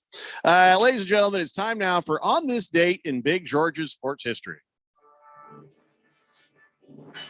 Back in the year 1963, Bob Cousy ended his 13-year career by scoring 18 points as the Boston Celtics won their 5th consecutive NBA championship, beating the Los Angeles Lakers 112-109 in Game 6 of the NBA Finals. Nicknamed the Houdini of the hardwood, Cousy was the NBA assist leader for 8 consecutive seasons and introducing a new blend of ball handling and passing skills to the NBA. Yep, he's like the first great point guard right there. 94 years old. The dude's still alive, And he just got honored in 2022. They named the Eastern Conference Championship trophy after him. Now you got to go win the Cousy. So that's pretty good. That's pretty good. I just read that because they beat the Lakers for their 5th consecutive. They beat NBA them all the championship. time over there. I mean, that's what used to happen. I just like seeing your face when you hear that the Lakers lose. I mean, just would have been nice. We would have had more than 17, but they used to dominate. So it is what it is. They were great. You have to give it to him. I hate him, but I just hate your smarminess that you have so many damn trophies. You always go there. You got to come up with some new. Well, you line. have to go there. That's all you've got is the past. That's all you want. I wish I had more past. I'll be honest. Last Optimist says getting stabbed at a Raiders game makes you the ultimate hardcore Raiders fan. It's part of their draw, actually. Yeah, that's a good point. And Blissful Hayes, sorry, no, you're not the third caller. 888-368-1580. Should we do that spin the wheel of sports? We haven't done that in a while. I got some wheel of sports stuff. Spin that thing. Can we spin that thing? There we go. Let's see what we talk about. All right. I'm on the fence on whether or not this should be some sort of a man card violation. I don't know. I don't think you get a man card violation for clumsiness or for being kind of a lovable oaf. But JJ Watt, I don't know how this happened because there's just a little clip on JJ Watt's Twitter. All right. So he's awkwardly fallen into a sand trap and he can't get out. And somehow J.R. Smith is standing nearby and he's the only person big enough to help him. And here's what that looks like right there. Wow. I think what it was, his feet were on the grass, but his body was in the sand trap, but he didn't want to get his shoes filled with sand. So he's just like, hey, somebody come pull me out. If there had been anyone else nearby, he was not getting out with help because J.R. Smith is about it for like 6'5" JJ Watt at ever 1,800 pounds he is there and there. But in order to pull JJ Watt out of anything, you have to be at least 6'2", 230. Credit to J.R. Smith, man.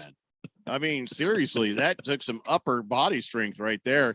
And JJ Watt says, don't ask how or why I got myself in this predicament. There's no logical explanation. And yeah, I watched the video a couple times and that angle he's at, you're like, how does that happen? But thank God, national treasure JJ Watt is out of the sand trap. Spin the wheel.